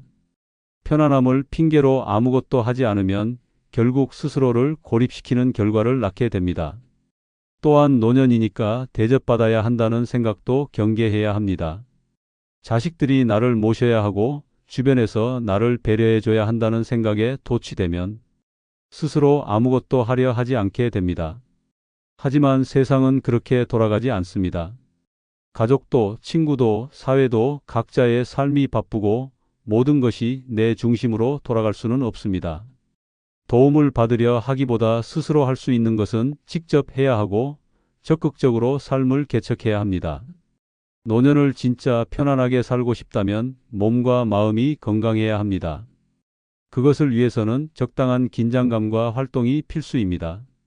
새로운 것에 도전하고 배움의 끈을 놓지 않고 적극적으로 사람들과 소통하는 것이야말로 노년을 가장 건강하고 활기차게 사는 방법입니다. 편안함에 도취되어 아무것도 하지 않으면 결국 나 자신을 가장 먼저 잃어버리게 됩니다. 노년은 무조건 편하게만 살아야 하는 시기가 아닙니다. 남은 시간을 더 가치 있게 보내기 위해 노력해야 하는 시기입니다. 변화를 받아들이고 몸을 움직이고 끊임없이 배우며 세상과 연결되어 있어야 합니다. 진짜 편안한 삶은 아무것도 하지 않는 것이 아니라 의미 있는 시간을 보내는 데서 오는 것입니다. 지금 이 순간을 제대로 살아야 노년의 삶도 빛날 수 있습니다. 노년에 절대 도취되면 안 되는 것 중 하나가 젊은 세대보다 도덕적으로 우월하다는 착각입니다. 나이가 많다고 해서 무조건 더 올바른 삶을 살아왔고 더 도덕적인 사람이라는 보장은 없습니다. 세상이 변하면 가치관도 변하기 마련인데 과거의 기준만을 고집하며 우리 때는 다 그렇게 살았다라고 말하는 순간 시대에 뒤처질 수밖에 없습니다. 많은 노년 세대가 젊은 세대를 보며 요즘 애들은 예의가 없다, 책임감이 부족하다, 나약하다라는 말을 쉽게 합니다. 하지만 과연 과거에는 모두가 지금보다 더 도덕적이었을까요? 과거에도 비겁한 사람, 무책임한 사람, 예의 없는 사람은 언제나 있었습니다. 시대가 변하면 가치관도 변하기 마련인데 마치 과거가 완벽했던 것처럼 착각하는 것은 위험한 일입니다. 지금의 젊은 세대는 그들 나름대로의 윤리와 도덕을 가지고 살아가고 있으며 그것을 이해하려 노력하지 않으면 세대 간의 벽은 점점 더 높아질 수밖에 없습니다. 젊은 세대를 무조건 비판하면서도 정작 자신의 행동을 돌아보지 않는 경우도 많습니다. 요즘 젊은 것들은 감사할 줄 모른다라고 말하면서도 자신은 주변의 도움을 당연하게 여기는 경우가 많습니다. 버스에서 젊은 사람이 자리를 양보하면 당연한 일이라고 생각하고 가족들이 챙겨주면 자식된 도리라고 말하면서도 정작 자신이 감사함을 표현하는 일에는 인색한 경우가 많습니다. 과연 누가 더 도덕적인 사람일까요? 또한 요즘 젊은 사람들은 너무 제멋대로다라고 말하면서도 정작 본인은 자신의 고집을 꺾지 않는 경우도 많습니다. 새로운 문화를 배우려 하지 않고 젊은 세대의 방식이 이해되지 않는다고 무조건 틀렸다고 단정 짓는다면 결국 소통은 단절될 수밖에 없습니다. 도덕적인 우월감을 가지고 젊은 세대를 비판하는 것이 아니라 그들의 가치관을 이해하려 노력하는 것이 더 중요합니다. 도덕이란 시대에 따라 변하는 것이며 절대적인 기준이 아닙니다. 과거의 기준만을 고집하며 젊은 세대를 판단하는 것은 결국 스스로를 고립시키는 길입니다. 진정한 지혜는 남을 비판하는 것이 아니라 다른 세대를 이해하고 함께 살아가는 데 있습니다. 나이가 들었다고 해서 자동으로 더 도덕적인 존재가 되는 것이 아니라 스스로의 태도가 얼마나 열린 마음을 가지고 있는지가 더 중요한 것입니다. 진정한 어른은 젊은 세대를 깎아내리는 사람이 아니라 그들과 함께 소통하고 이해하려 노력하는 사람입니다. 도덕적인 우월감에 도취되어 젊은 세대를 판단하는 것이 아니라 변화하는 세상 속에서 함께 어울리며 살아가는 것이야말로 노년을 더 가치 있게 만드는 길입니다. 젊은 세대를 비판하는 대신 그들의 이야기를 듣고 배울 수 있는 열린 마음을 가지는 것이 가장 현명한 태도입니다. 노년에 절대 도취되면 안 되는 것 중 하나가 세상의 변화보다 내 생각이 맞다고 믿는 태도입니다. 나이가 들수록 경험이 많아지고 세상을 많이 봤다는 이유로 내 생각이 언제나 옳다고 착각하는 경우가 많습니다. 하지만 세상은 끊임없이 변하고 있으며 과거에 맞았던 것이 지금도 정답일 거라는 보장은 없습니다. 변화하는 세상을 부정하고 자신의 생각만이 정답이라고 우기는 순간 세상과의 거리는 점점 멀어질 뿐입니다. 예전 방식이 더 좋았다는 말이 입에 붙으면 위험한 신호입니다. 과거에는 통했던 방식이 지금은 더 이상 맞지 않을 수도 있습니다. 기술, 문화, 생활 방식, 인간관계까지 모든 것이 빠르게 변하는 시대에서 과거의 틀에 갇혀 있다면 결국 시대에 뒤처질 수밖에 없습니다.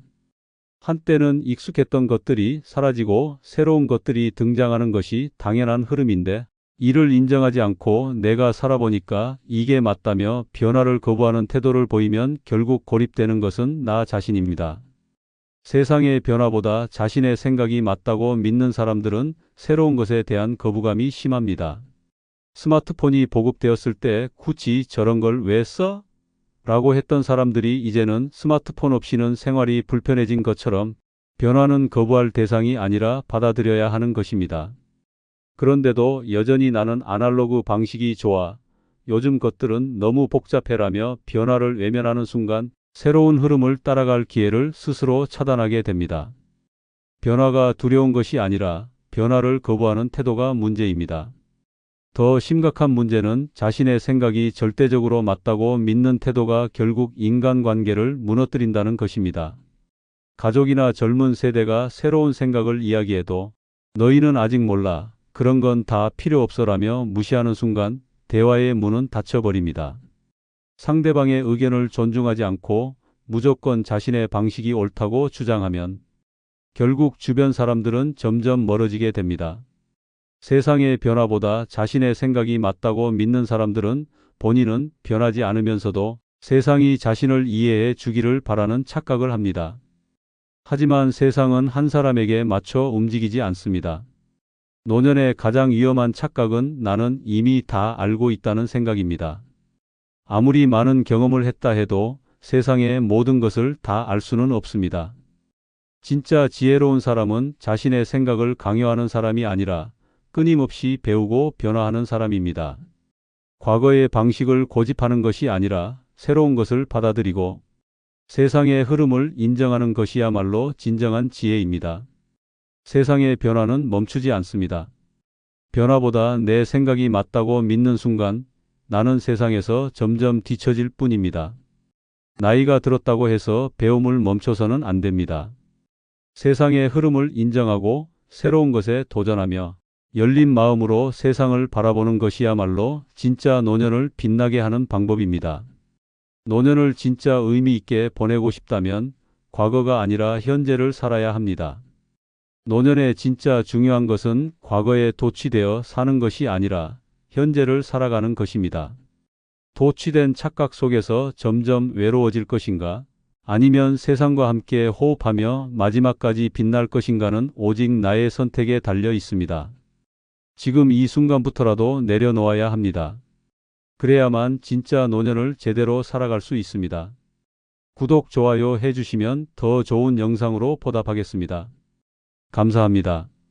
나이가 드니까 어쩔 수 없지. 이 한마디가 당신의 노년을 망치고 있을지도 모릅니다.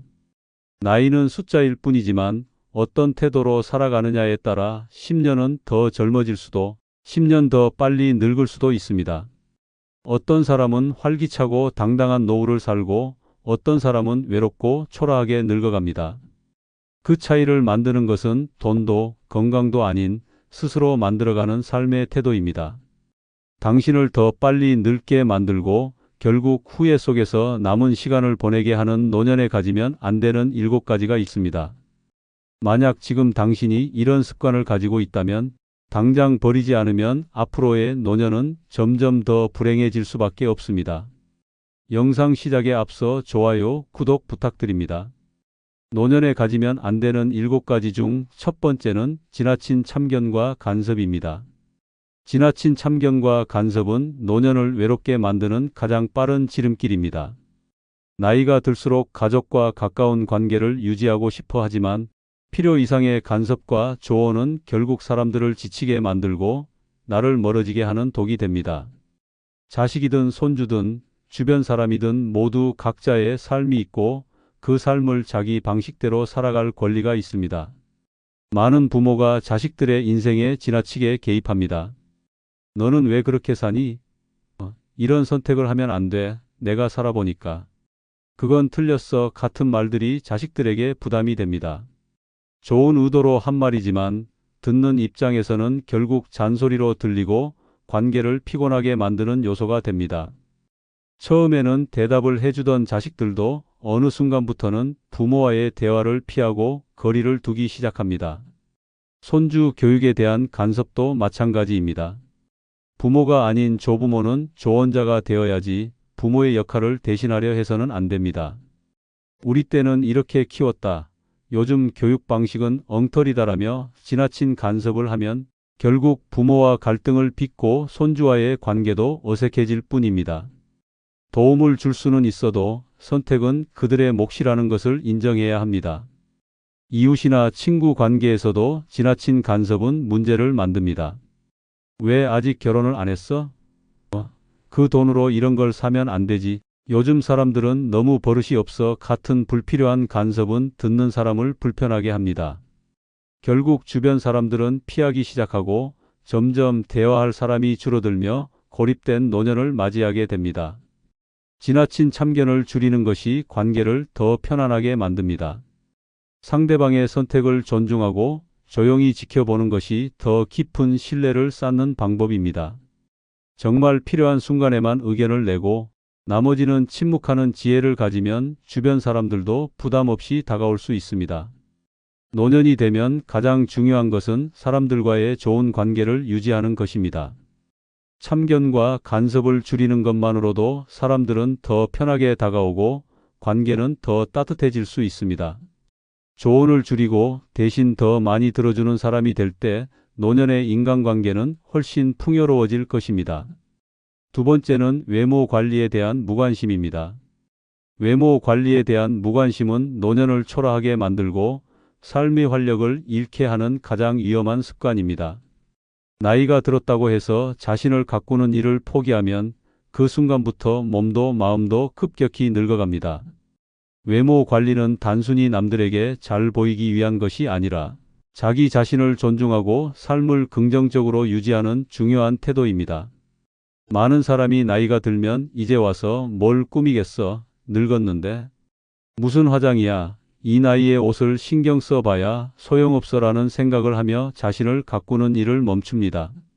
하지만 이런 태도가 쌓이면 어느새 거울 보는 것도 싫어지고 외출하는 것조차 귀찮아지면서 자신감이 떨어지고 사람들과의 관계도 점점 멀어지게 됩니다. 외모를 신경 쓰지 않으면 자연스럽게 무기력해지고 그 무기력함이 결국 삶 전체를 지배하게 됩니다. 외모 관리에 무관심한 사람들은 대개 몸 관리도 소홀히 합니다. 머리를 정리하지 않고 옷을 대충 걸치고 씻는 것도 귀찮아지면서 점점 자신을 방치하게 됩니다. 이런 모습이 계속되면 다른 사람들도 그 사람을 대하는 태도가 변하게 되고 결국 사회적 관계에서도 소외될 가능성이 높아집니다. 자신을 돌보지 않는 사람에게는 주변 사람들도 점점 관심을 덜 기울이게 되고 혼자가 되는 순간 외로움과 우울감이 밀려옵니다. 외모를 가꾸는 것은 젊은 사람들만의 특권이 아닙니다. 깨끗한 옷을 입고 머리를 손질하고 적절한 피부 관리를 하는 것만으로도 충분히 자신감을 얻을 수 있습니다. 얼굴에 화장을 하지 않아도 비싼 옷을 입지 않아도 스스로를 가꾸는 것만으로도 생활의 질이 달라집니다. 외모 관리에 신경 쓰는 순간 행동과 표정도 달라지고 자연스럽게 활력이 생깁니다. 거울을 보고 스스로 만족할 수 있는 모습을 만들면 그것만으로도 하루를 긍정적으로 시작할 수 있습니다. 외출할 때 기분 좋게 옷을 차려입고 가벼운 액세서리를 하거나 헤어스타일을 바꾸는 것만으로도 삶의 재미를 느낄 수 있습니다. 노년이 될수록 자신을 더 소중히 여겨야 합니다. 외모 관리는 단순한 치장이 아니라 자신을 사랑하는 태도의 표현입니다. 삶이 지루하고 무기력하게 느껴진다면 지금 당장 거울을 보고 자신을 가꾸는 작은 변화부터 시작해야 합니다. 몸을 돌보는 사람이 마음도 젊게 유지할 수 있습니다. 나이를 먹었다고 해서 스스로를 포기하지 마십시오. 당신이 어떻게 자신을 가꾸느냐에 따라 노년의 삶은 완전히 달라질 수 있습니다. 세 번째는 꽉 닫힌 사고방식입니다. 닫힌 사고방식은 노년을 가장 빠르게 고립시키고 인생을 답답하게 만드는 위험한 독입니다. 세상이 변하는 것을 거부하고 새로운 생각을 받아들이지 않으며 자신의 방식만이 옳다고 고집하면 결국 주변 사람들은 하나둘 떠나고 스스로를 외로운 감옥에 가두는 결과를 초래하게 됩니다. 많은 노인들이 내가 살아보니 이게 정답이야. 요즘 것들은 이해가 안 돼. 우리가 살던 때가 더 좋았어 라고 말하며 과거의 방식만을 고집합니다.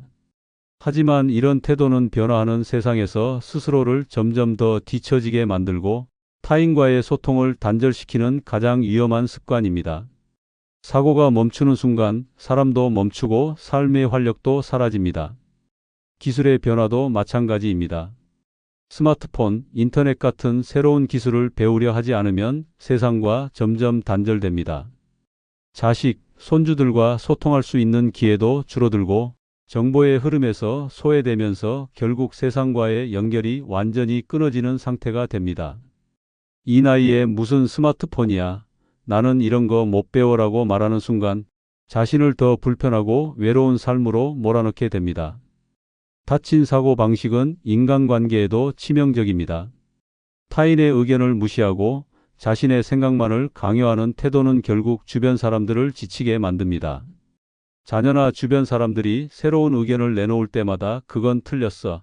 옛날에는 안 그랬어 라며 반박하면 결국 아무도 대화를 시도하지 않게 됩니다.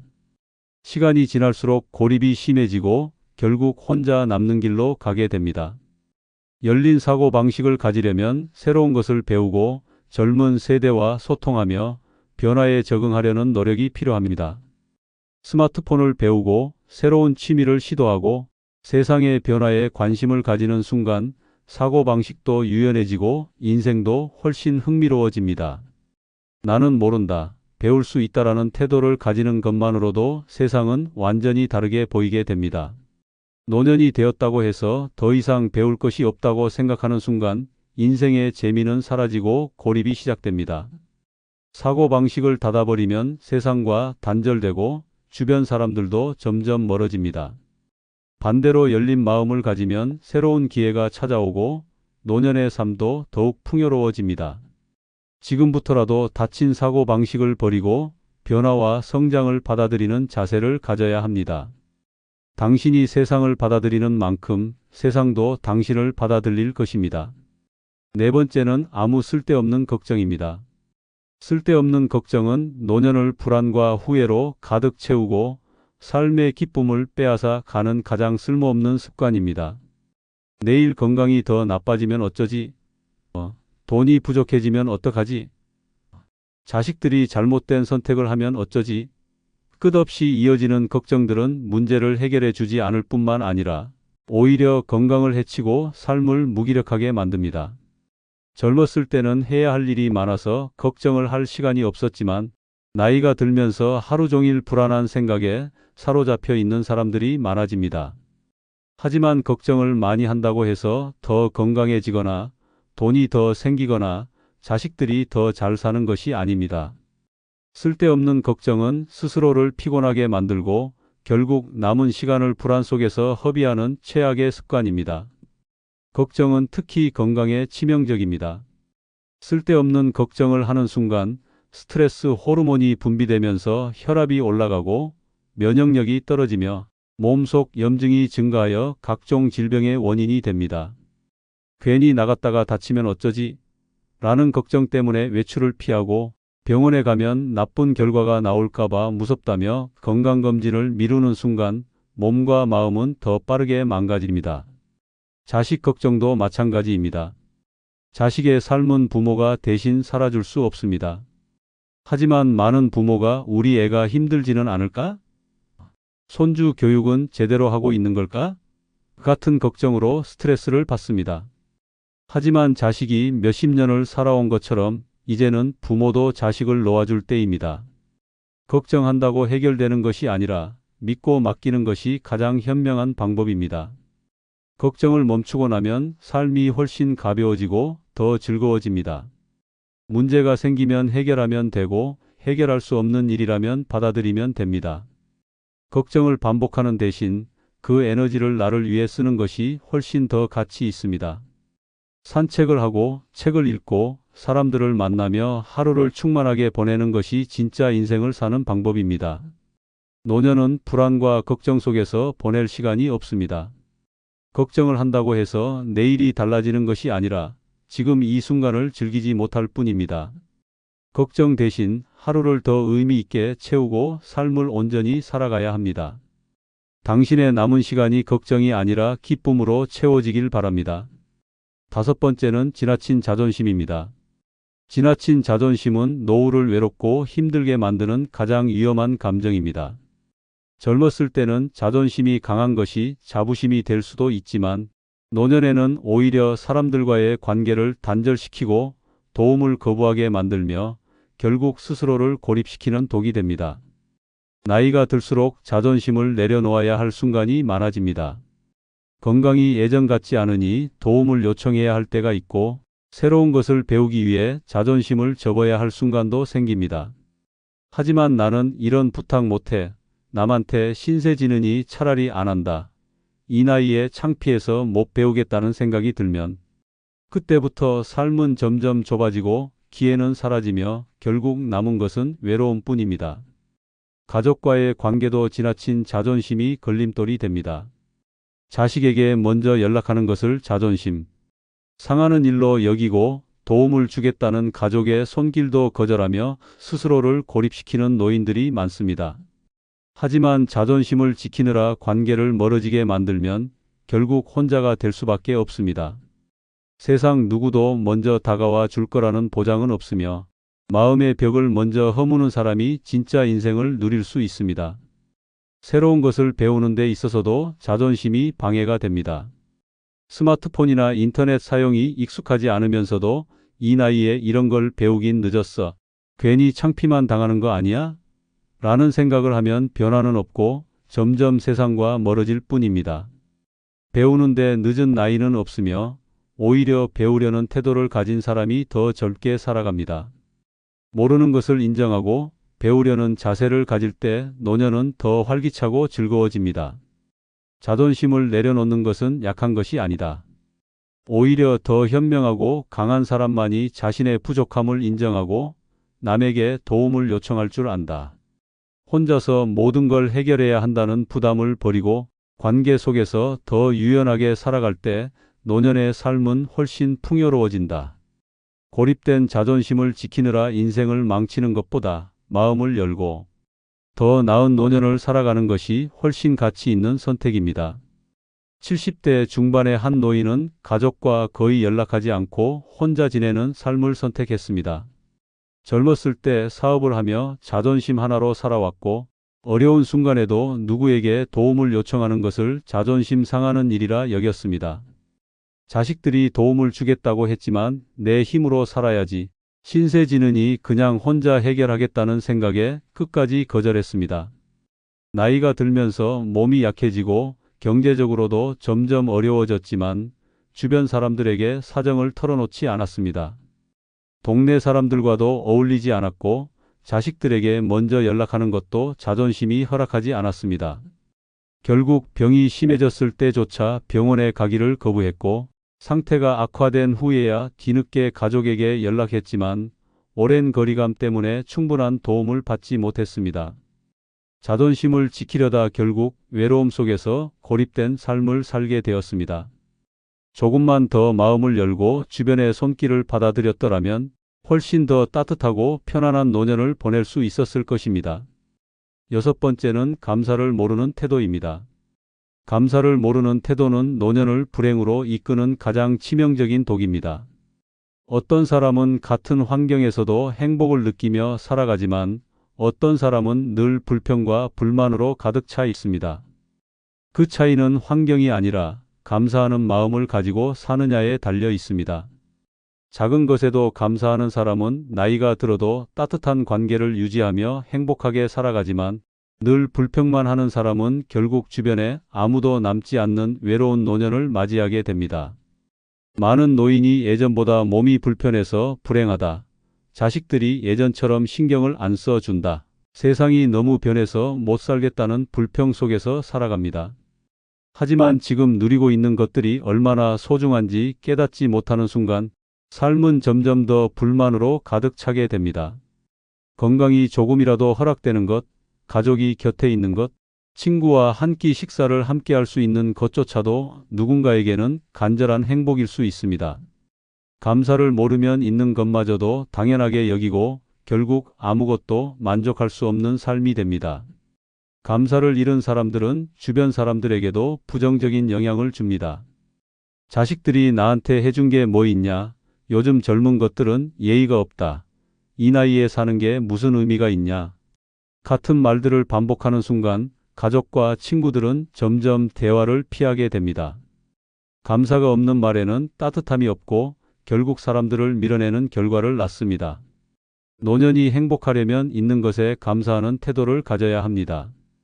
자식이 자주 찾아오지 않더라도 연락을 주는 것에 감사하고 몸이 불편하더라도 오늘을 살아갈 수 있음에 감사하고 작은 것에도 만족할 줄 아는 태도를 가지면 삶은 훨씬 더 따뜻하고 충만해집니다. 감사를 표현하는 것 또한 중요합니다. 고맙다. 덕분에 기분이 좋다 같은 말을 자주 할수록 관계는 더 깊어지고 주변 사람들도 더 많이 다가오게 됩니다. 감사를 모르면 결국 아무리 좋은 환경에서도 행복을 느낄 수 없습니다. 반대로 작은 것에도 감사하는 태도를 가지면 노년의 삶이 더 풍요롭고 따뜻하게 변할 수 있습니다. 지금 당장 감사를 표현하는 것만으로도 노년은 외롭고 힘든 시간이 아니라 인생에서 가장 따뜻하고 행복한 시기가 될 수 있습니다. 7번째는 자기 연민입니다. 자기 연민은 노년을 가장 불행하게 만드는 감정의 늪입니다. 나는 왜 이렇게 외로울까? 자식들도 날 신경 안 써. 예전엔 이렇지 않았는데 이제는 아무 소용도 없어 같은 생각에 빠지는 순간 삶은 끝없는 불행 속으로 빠져듭니다. 자기 자신을 불쌍히 여기는 습관은 현실을 바꾸지 못할 뿐만 아니라 오히려 남은 인생을 더 초라하게 만들 뿐입니다. 자기 연민이 강한 사람들은 늘 남 탓, 환경 탓, 나이 탓을 하며 후회와 불만 속에서 살아갑니다. 젊었을 때 고생한 것만 떠올리고 내 인생은 남을 위해 희생만 했다며 스스로를 피해자로 만들지만 정작 그 시간들을 어떻게 바꿀 수 있는 방법은 없습니다. 과거를 후회하고 현재를 불평하는 동안 노년의 소중한 시간들은 의미 없이 사라지고 있습니다. 자기 연민이 심하면 주변 사람들도 점점 멀어지게 됩니다. 난 이제 필요 없는 존재야. 아무도 날 이해하지 못해 같은 말을 반복하면 가족과 친구들은 점점 대화를 피하게 됩니다. 처음에는 위로해 주던 사람들도 시간이 지나면 지쳐가고 결국 아무도 남지 않게 됩니다. 자기 연민은 타인이 나를 불쌍히 여겨주길 바라지만 결국 사람들을 밀어내고 더 깊은 외로움 속에 갇히게 만드는 감정입니다. 노년의 가장 중요한 것은 자신을 불쌍하게 여기기보다 남은 삶을 어떻게 의미 있게 보낼지를 고민하는 태도입니다. 예전보다 몸이 약해졌다면 건강을 지키기 위해 작은 운동부터 시작하면 되고 외롭다면 새로운 관계를 만들어가면 됩니다. 이 나이에 뭘 할 수 있겠어? 라는 생각을 버리는 순간 인생은 완전히 달라질 수 있습니다. 자기 연민을 버리고 자신을 더 소중하게 여기는 마음이 필요합니다. 아무리 상황이 어렵더라도 스스로를 불행하다고 단정 짓는 순간 모든 가능성이 사라집니다. 지금 당장 나는 충분히 가치 있는 삶을 살고 있다는 믿음을 가져야 합니다. 자기 연민에서 벗어나는 순간 노년은 불행한 시간이 아니라 새로운 기회로 가득 찬 시간이 될 수 있습니다. 나는 왜 이렇게 초라할까? 만약 이런 생각을 한다면 당신의 삶을 망치는 것은 나이가 아니라 스스로 만든 나쁜 습관입니다. 이 7가지는 당신을 더 외롭고 불행하게 만들 뿐입니다. 지금 당장 버리지 않으면 앞으로 남은 시간도 같은 후회 속에서 흘러갈 것입니다. 노년은 포기하는 시간이 아니라 새로운 기회로 채워야 할 시간입니다. 어떤 삶을 살 것인지 선택하는 것은 지금 당신에게 달려 있습니다. 좋아요, 구독 눌러주시면 더 좋은 영상으로 보답하겠습니다. 감사합니다. 엄마, 이번 달도 좀 도와줄 수 있어? 이번에도 밥값은 선배님이 내시죠? 처음에는 한두 번 돕는 것이 큰 문제가 아니라고 생각합니다. 하지만 노년에 베푸는 순간 그것이 습관이 되고 당연한 일이 됩니다. 가족이든 친구든 한 번 기대면 끝없이 요구하고 결국 고마움조차 사라집니다. 베풀수록 내 노후 자금은 줄어들고 정작 내가 필요할 때는 아무도 도와주지 않습니다. 노후에는 착한 사람이 아니라 똑똑한 사람이 되어야 합니다. 이제는 베푸는 것이 아니라 지켜야 할 때입니다. 이번 영상에서는 늙어 이렇게 베풀면 호구되는 7가지에 대해 설명드리겠습니다. 좋아요, 구독 눌러주시면 복 받으실 겁니다. 늙어 절대 베풀면 안 되는 첫 번째는 자식이 원하는 대로 유산을 미리 정리하는 것입니다. 유산을 미리 정리하는 순간 부모의 가치는 급격히 떨어집니다. 살아있을 때는 재산을 두고 자식들이 웃으며 찾아오지만 모든 것을 넘겨주고 나면 상황이 완전히 달라집니다. 부모의 의견은 점점 무시되고 존재 자체가 부담스러운 존재로 취급됩니다. 이제 줄 것도 없는데라는 인식이 생기는 순간 부모는 자식들에게서 우선순위에서 밀려납니다. 처음에는 자식들이 걱정하는 척 다가옵니다. 미리 정리해 두는 게 좋아요. 형제끼리 다툼 없게 해요. 라며 유산 문제를 언급합니다. 부모를 위하는 것처럼 말하지만 속마음은 다릅니다. 미리 받아두면 혹시라도 부모가 변심할 걱정을 하지 않아도 되기 때문입니다. 그러나 재산을 넘겨준 뒤에는 부모를 대하는 태도가 달라집니다. 예전에는 정기적으로 연락하고 안부를 챙기던 자식도 더 이상 챙길 이유가 없어지면 연락이 뜸해집니다.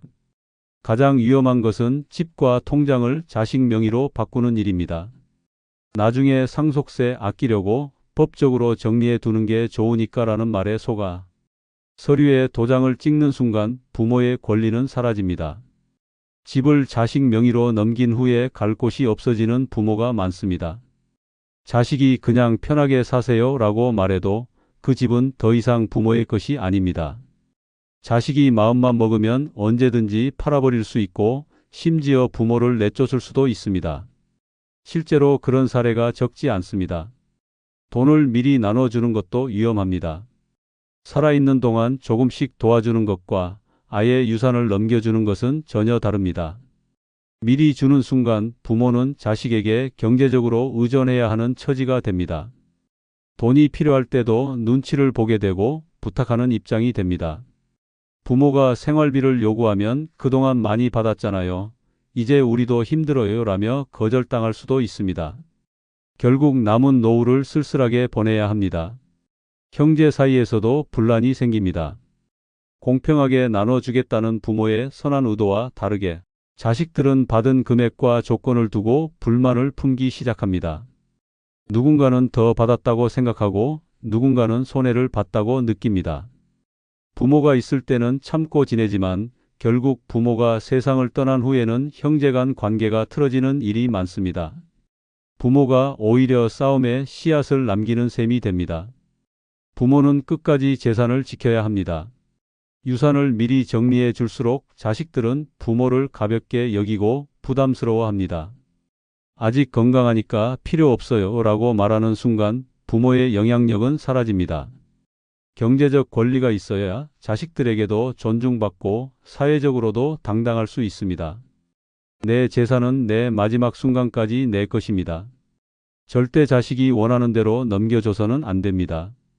두 번째는 주변 사람들을 만족시키려고 돈을 쓰는 것입니다.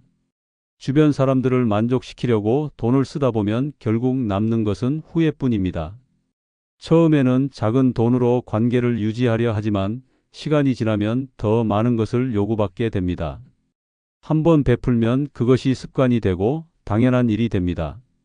결국 돈을 쓰면서도 존중받지 못하고 어느 순간 사람들은 더 이상 고마워하지도 않습니다. 노년에 돈을 쓰면 사람들은 이분은 늘 베풀 줄 아는 분이라고 말합니다. 하지만 그 속에는 이분에게 부탁하면 쉽게 해결된다는 계산이 깔려 있습니다. 한 번 식사 비용을 내면 다음에도 기대하고 한 번 선물을 주면 다음에도 바라게 됩니다.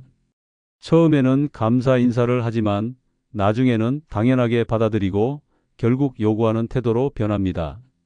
노인이 돈을 쓰는 것이 당연한 것처럼 여겨지는 순간 그 관계는 더 이상 평등하지 않습니다. 가족이든 친구든 이웃이든 돈이 나가는 순간부터 관계는 달라집니다. 한 번만 도와주세요 라는 말로 시작된 금전적인 배려가 시간이 지나면 왜 이번에는 안 해주세요? 라는 불만으로 바뀝니다. 계속 퍼주다가 한 번 거절하면 그동안 잘해주더니 왜 변했냐는 말을 듣게 됩니다. 결국 돈을 쓰면서도 좋은 관계를 유지하는 것이 아니라 더 많은 부담을 지게 됩니다. 특히 노년에는 체면 때문에 돈을 쓰는 경우가 많습니다. 나이도 있는데 이 정도는 해야 하지 않겠나? 어른으로서 베푸는 게 맞지 않나라는 생각으로 손을 벌립니다. 하지만 그런 생각을 가진 순간 주변 사람들은 그 기대를 이용하려 합니다. 노인이 여유가 있어 보여도 노후 자금은 한정적입니다. 잘못 쓰다 보면 정작 자신이 필요할 때 쓸 돈이 부족해집니다. 돈을 다 쓰고 난 뒤에 남아있는 것은 허탈함과 후회뿐입니다. 돈을 쓰면 주변 사람들이 떠나지 않을 것 같지만 현실은 정반대입니다. 돈이 나갈 때는 따뜻하게 대해주던 사람들도 더 이상 받을 것이 없다고 판단하는 순간 태도가 변합니다. 결국 돈으로 맺어진 관계는 돈이 끊기면 함께 사라집니다. 오랫동안 베풀어 온 사람조차 외로운 노년을 보내는 경우가 많은 이유가 바로 여기에 있습니다. 노년에는 오히려 돈을 쓰는 것이 아니라 지키는 것이 더 중요합니다. 돈으로 관계를 유지하려 하지 말고 돈 없이도 곁에 남을 사람을 가려야 합니다. 필요할 때 자신을 도울 수 있는 것은 남이 아니라 결국 자신이 지켜온 노후 자금입니다. 만족시키려 하지 말고 당당하게 거절해야 합니다. 돈을 쓰지 않아도 존중받는 삶이 진정한 노년의 지혜입니다. 세 번째는 사람들에게 돈이 있다는 소문이 나게 만드는 것입니다. 노년에 사람들에게 돈이 있다는 소문이 나면 평생 피곤한 삶을 살게 됩니다. 처음에는 관심과 친절로 다가오지만 결국 돈을 노리는 사람들로 둘러싸이게 됩니다. 가까운 가족부터 시작해 친구, 이웃, 심지어는 별로 친하지도 않은 사람들까지 슬슬 손을 벌리기 시작합니다. 한번 베풀면 끝이 없습니다. 돈이 있다는 사실이 알려지는 순간 사람들은 더 많이 요구하고 거절하면 서운해하며 등을 돌립니다. 가장 먼저 반응하는 것은 가족입니다. 평소에 관심 없던 자식과 친척들이 찾아와 우리 집이 힘들다, 아이들 학비가 부족하다며 도움을 요청합니다. 한번 도와주면 다음에도 손을 내밉니다. 처음에는 미안해하지만 시간이 지나면 이 정도는 해줄 수 있잖아라는 태도로 변합니다. 거절하면 서운해하고 심지어 원망까지 합니다. 결국 돈을 주면서도 감사 인사는커녕 부담스러운 존재가 되어버립니다. 이웃과 친구들도 예외가 아닙니다. 어차피 돈이 많으니까 조금 도와줘도 안 힘들 거야 라는 생각으로 쉽게 손을 벌립니다. 오랜 친구라도 돈 앞에서는 변합니다. 사업이 힘들다고 급하게 돈이 필요하다고 하면서 도움을 요청합니다. 빌려준 돈은 거의 돌아오지 않습니다. 친한 사이일수록 돈을 갚지 않으려 하고 나중에는 연락조차 끊기는 경우가 많습니다. 돈이 있다는 소문은 빠르게 퍼집니다. 한번 도와주면 그 이야기가 다른 사람들에게 전해지고 갑자기 주변에서 도움을 요청하는 사람들이 늘어납니다. 다짜고짜 찾아와서 어려운 사정을 늘어놓고 거절하면 야박하다는 말을 합니다. 좋은 마음으로 도왔던 일들이 결국 사람들을 끌어들이는 미끼가 되어버립니다. 소문이 나면 사기꾼들도 접근합니다. 좋은 투자 기회가 있다, 확실한 사업이다라며 노인을 속이려는 사람들이 있습니다. 돈을 지키려면 철저하게 경계해야 하지만 소문이 난 순간부터 이런 유혹이 끊이지 않습니다.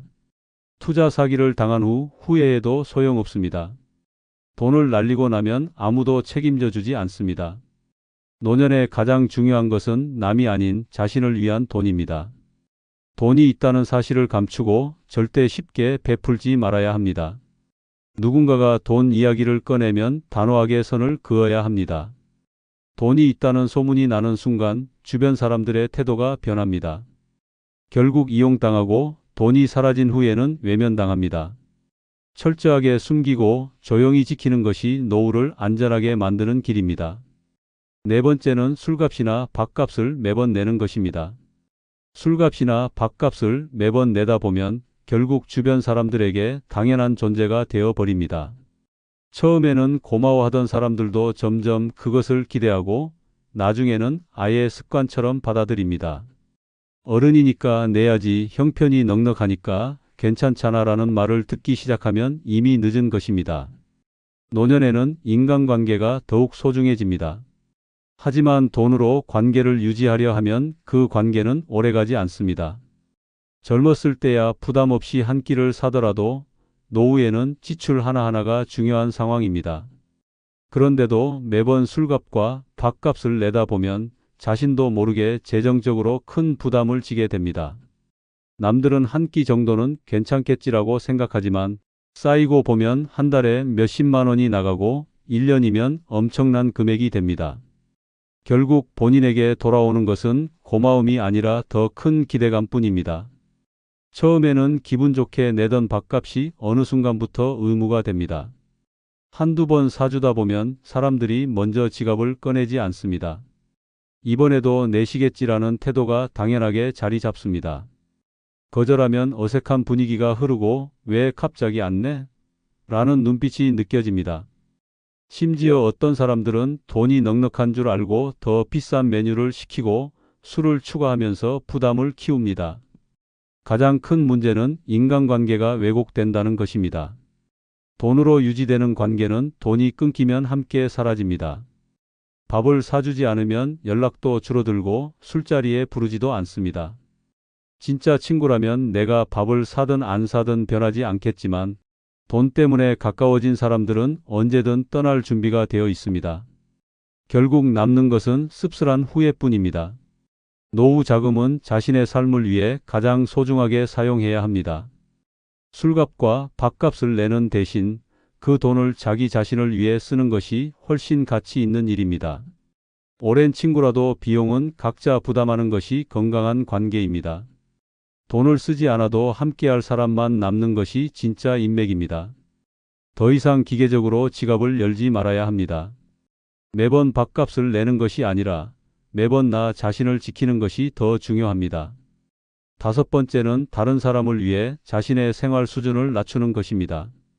다른 사람을 위해 자신의 생활 수준을 낮추다 보면 결국 남는 것은 후회뿐입니다. 노년의 삶은 한정된 자원으로 살아가야 하는데 주변의 기대와 요구에 맞추다 보면 정작 자신을 위해 써야 할 것을 줄이게 됩니다. 자식이 힘들어 보인다고, 친구나 친척이 어렵다고, 체면 때문에 씀씀이를 줄이다 보면 결국 가장 고생하는 사람은 자기 자신입니다. 가장 흔한 경우가 자식 때문에 생활 수준을 낮추는 것입니다. 우리도 힘든데 부모님이 좀 아껴주시면 안 돼요? 라는 말에 속아 본인 지출을 줄이고 자식을 돕다 보면 점점 더 많은 것을 요구받게 됩니다. 여행을 가고 싶어도 참고 좋은 음식을 먹고 싶어도 저렴한 것으로 대체하고 건강을 위해 써야 할 돈을 줄이며 살아가게 됩니다. 그러나 희생한다고 자식들이 더 행복해지는 것도 아닙니다. 오히려 부모의 희생을 당연하게 여기고 나중에는 기대 수준이 높아져 더 많은 것을 원하게 됩니다. 친구나 친척 때문에 생활 수준을 낮추는 것도 위험합니다.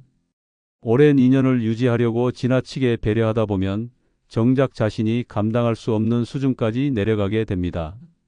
우리끼리 이런 자리인데 빠지면 서운하지라는 말에 맞춰 무리하게 돈을 쓰고 형편이 괜찮으시니까 좀 도와주세요 라는 부탁을 거절하지 못하다 보면 결국 내 생활이 어려워집니다. 그러나 아무리 도와줘도 친구나 친척이 나의 노후를 책임져 주지 않습니다. 체면 때문에 생활 수준을 낮추는 경우도 많습니다.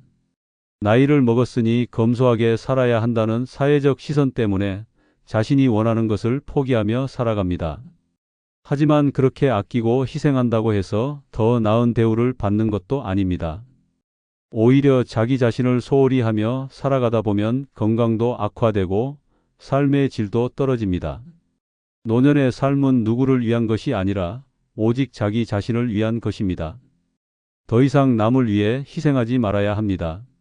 내 생활 수준을 낮춰가며 남을 도울 필요도 체면을 위해 희생할 필요도 없습니다. 자신이 원하는 것을 하면서 자신을 위해 돈을 써야 합니다. 누구도 내 삶을 대신 살아주지 않습니다. 이제라도 자신을 최우선으로 생각해야 합니다. 여섯 번째는 경제적으로 독립하지 못한 자식을 끝까지 책임지는 것입니다. 경제적으로 독립하지 못한 자식을 끝까지 책임지다 보면 결국 부모의 삶은 완전히 희생됩니다. 노년에는 자신을 위해 살아야 하지만 자식이 부모에게 기댄 채 살아가면 부모의 인생은 끝없는 부담 속에서 이어집니다. 도와주면 자식이 독립할 것 같지만 현실은 정반대입니다. 부모가 끝까지 책임질수록 자식은 더 무기력해지고 부모를 당연한 존재로 여기게 됩니다. 처음에는 자식을 돕는 것이 부모로서의 당연한 의무처럼 느껴집니다. 하지만 성인이 된 자식이 여전히 경제적으로 부모에게 의존하는 것은 심각한 문제입니다. 취업이 어렵다는 이유로 결혼 후에도 생활비가 부족하다는 이유로 힘들다고 하소연하며 부모에게 손을 벌립니다. 한두 번 도와주면 끝날 것 같지만 지원이 반복될수록 자식은 점점 부모의 도움 없이는 살아갈 수 없는 사람이 됩니다. 결국 자식이 아니라 부모가 자식의 삶을 책임지는 이상한 상황이 계속됩니다. 경제적으로 독립하지 못한 자식은 부모의 노후를 갉아먹습니다. 부모가 모아둔 돈은 노후를 위해 필요한 자금이지만 자식에게 돈을 쓸수록 정작 부모 자신이 어려운 상황에 처하게 됩니다. 자식의 월세를 내주고 생활비를 보내주고 손주 교육비까지 감당하다 보면 부모의 통장은 점점 비어갑니다. 하지만 자식은 부모의 희생을 진심으로 감사하지 않습니다. 오히려 부모니까 당연한 거 아니야? 라는 생각을 갖게 됩니다. 지원이 끊기는 순간에는 섭섭해하고 불만을 터뜨리는 경우도 많습니다. 부모가 끝까지 책임지면 자식은 절대 독립하지 않습니다. 부모가 돈을 대주면 스스로 살아갈 방법을 찾지 않고 노력하지 않습니다. 힘들어도 버텨야 할 시기에 쉽게 도움을 받아버리면 결국 자립심을 기르지 못합니다. 성인이 된 자식에게까지 용돈을 주고 생활비를 대주는 것은 자식을 돕는 것이 아니라 망치는 일입니다. 결국 부모가 세상을 떠난 후에야 현실을 깨닫게 되지만 그때는 이미 너무 늦어버립니다. 노년에는 자식을 책임지는 것이 아니라 자신을 책임져야 합니다. 부모로서 할 만큼 했으면 이제는 손을 놓아야 합니다. 더 이상 돈을 주지 않아도 생활비를 지원하지 않아도 자식은 살아갑니다. 힘들어도 스스로 헤쳐나가야 진짜 어른이 됩니다. 부모가 끝까지 자식을 책임지려 하면 결국 부모와 자식 모두 불행해집니다. 이제라도 끊어야 합니다. 그래야 부모도 자식도 제대로 된 삶을 살아갈 수 있습니다. 7번째는 경제적으로 독립하지 못한 자식을 끝까지 책임지는 것입니다. 각종 모임에서 쓸데없이 한턱을 쏟아보면 결국 사람들은 나를 지갑으로만 보게 됩니다. 처음에는 고마워하지만 점점 그것을 기대하고 당연하게 여깁니다. 한 번 사주면 다음에도 그 다음에도 바라게 되고 거절하는 순간 서운하다는 말이 돌아옵니다. 결국 모임에서 인정받기 위해 쓴 돈이 나를 더 쉽게 무시하게 만드는 결과를 낳습니다. 노년의 모임은 젊을 때와 다릅니다. 젊었을 때야 돈을 쓰면서도 다시 벌 기회가 있지만 노년에는 한 번 나간 돈을 다시 채우기가 어렵습니다. 하지만 체면 때문에, 어른으로서의 책임감 때문에, 혹은 주변의 기대 때문에 계속해서 돈을 씁니다. 내가 한턱 내겠다는 말을 쉽게 하다 보면 사람들은 그것을 당연한 습관으로 받아들이고 점점 더 많은 것을 요구합니다. 가장 큰 문제는 한 번 지갑을 열면 멈출 수 없다는 것입니다. 처음에는 작은 금액으로 시작하지만 시간이 지날수록 점점 부담이 커집니다. 식사값을 내고 술값을 내고 여행을 가서도 먼저 계산하는 사람이 됩니다. 어른이니까 형편이 되니까라는 말에 속아 계속 내다 보면 정작 내가 필요할 때는 아무도 도와주지 않습니다. 돈을 쓰면서도 관계가 깊어지는 것이 아닙니다. 돈을 쓰는 사람은 항상 환영받지만 막상 돈을 안 쓰면 사람들이 멀어지는 것을 경험하게 됩니다. 결국 돈으로 유지된 관계는 돈이 끊기는 순간 함께 사라집니다. 진짜 친구라면 내가 밥을 사든 안 사든 변함이 없어야 하지만 돈을 기대하는 사람들은 내가 한턱을 쏘지 않으면 자연스럽게 거리를 둡니다. 노년에는 돈을 지키는 것이 인간관계를 지키는 일입니다. 모임에서의 허영심과 체면을 내려놓아야 합니다. 돈을 써서 얻는 인기는 진짜가 아닙니다. 필요한 곳에 돈을 쓰고 나를 위해 돈을 써야 합니다. 쓸데없이 한턱을 쏘며 사람들의 기대를 높이는 순간 내 노후는 불안해질 수밖에 없습니다. 이제는 함부로 지갑을 열지 말아야 합니다. 내 돈을 지키는 것이 곧 내 존엄을 지키는 일입니다.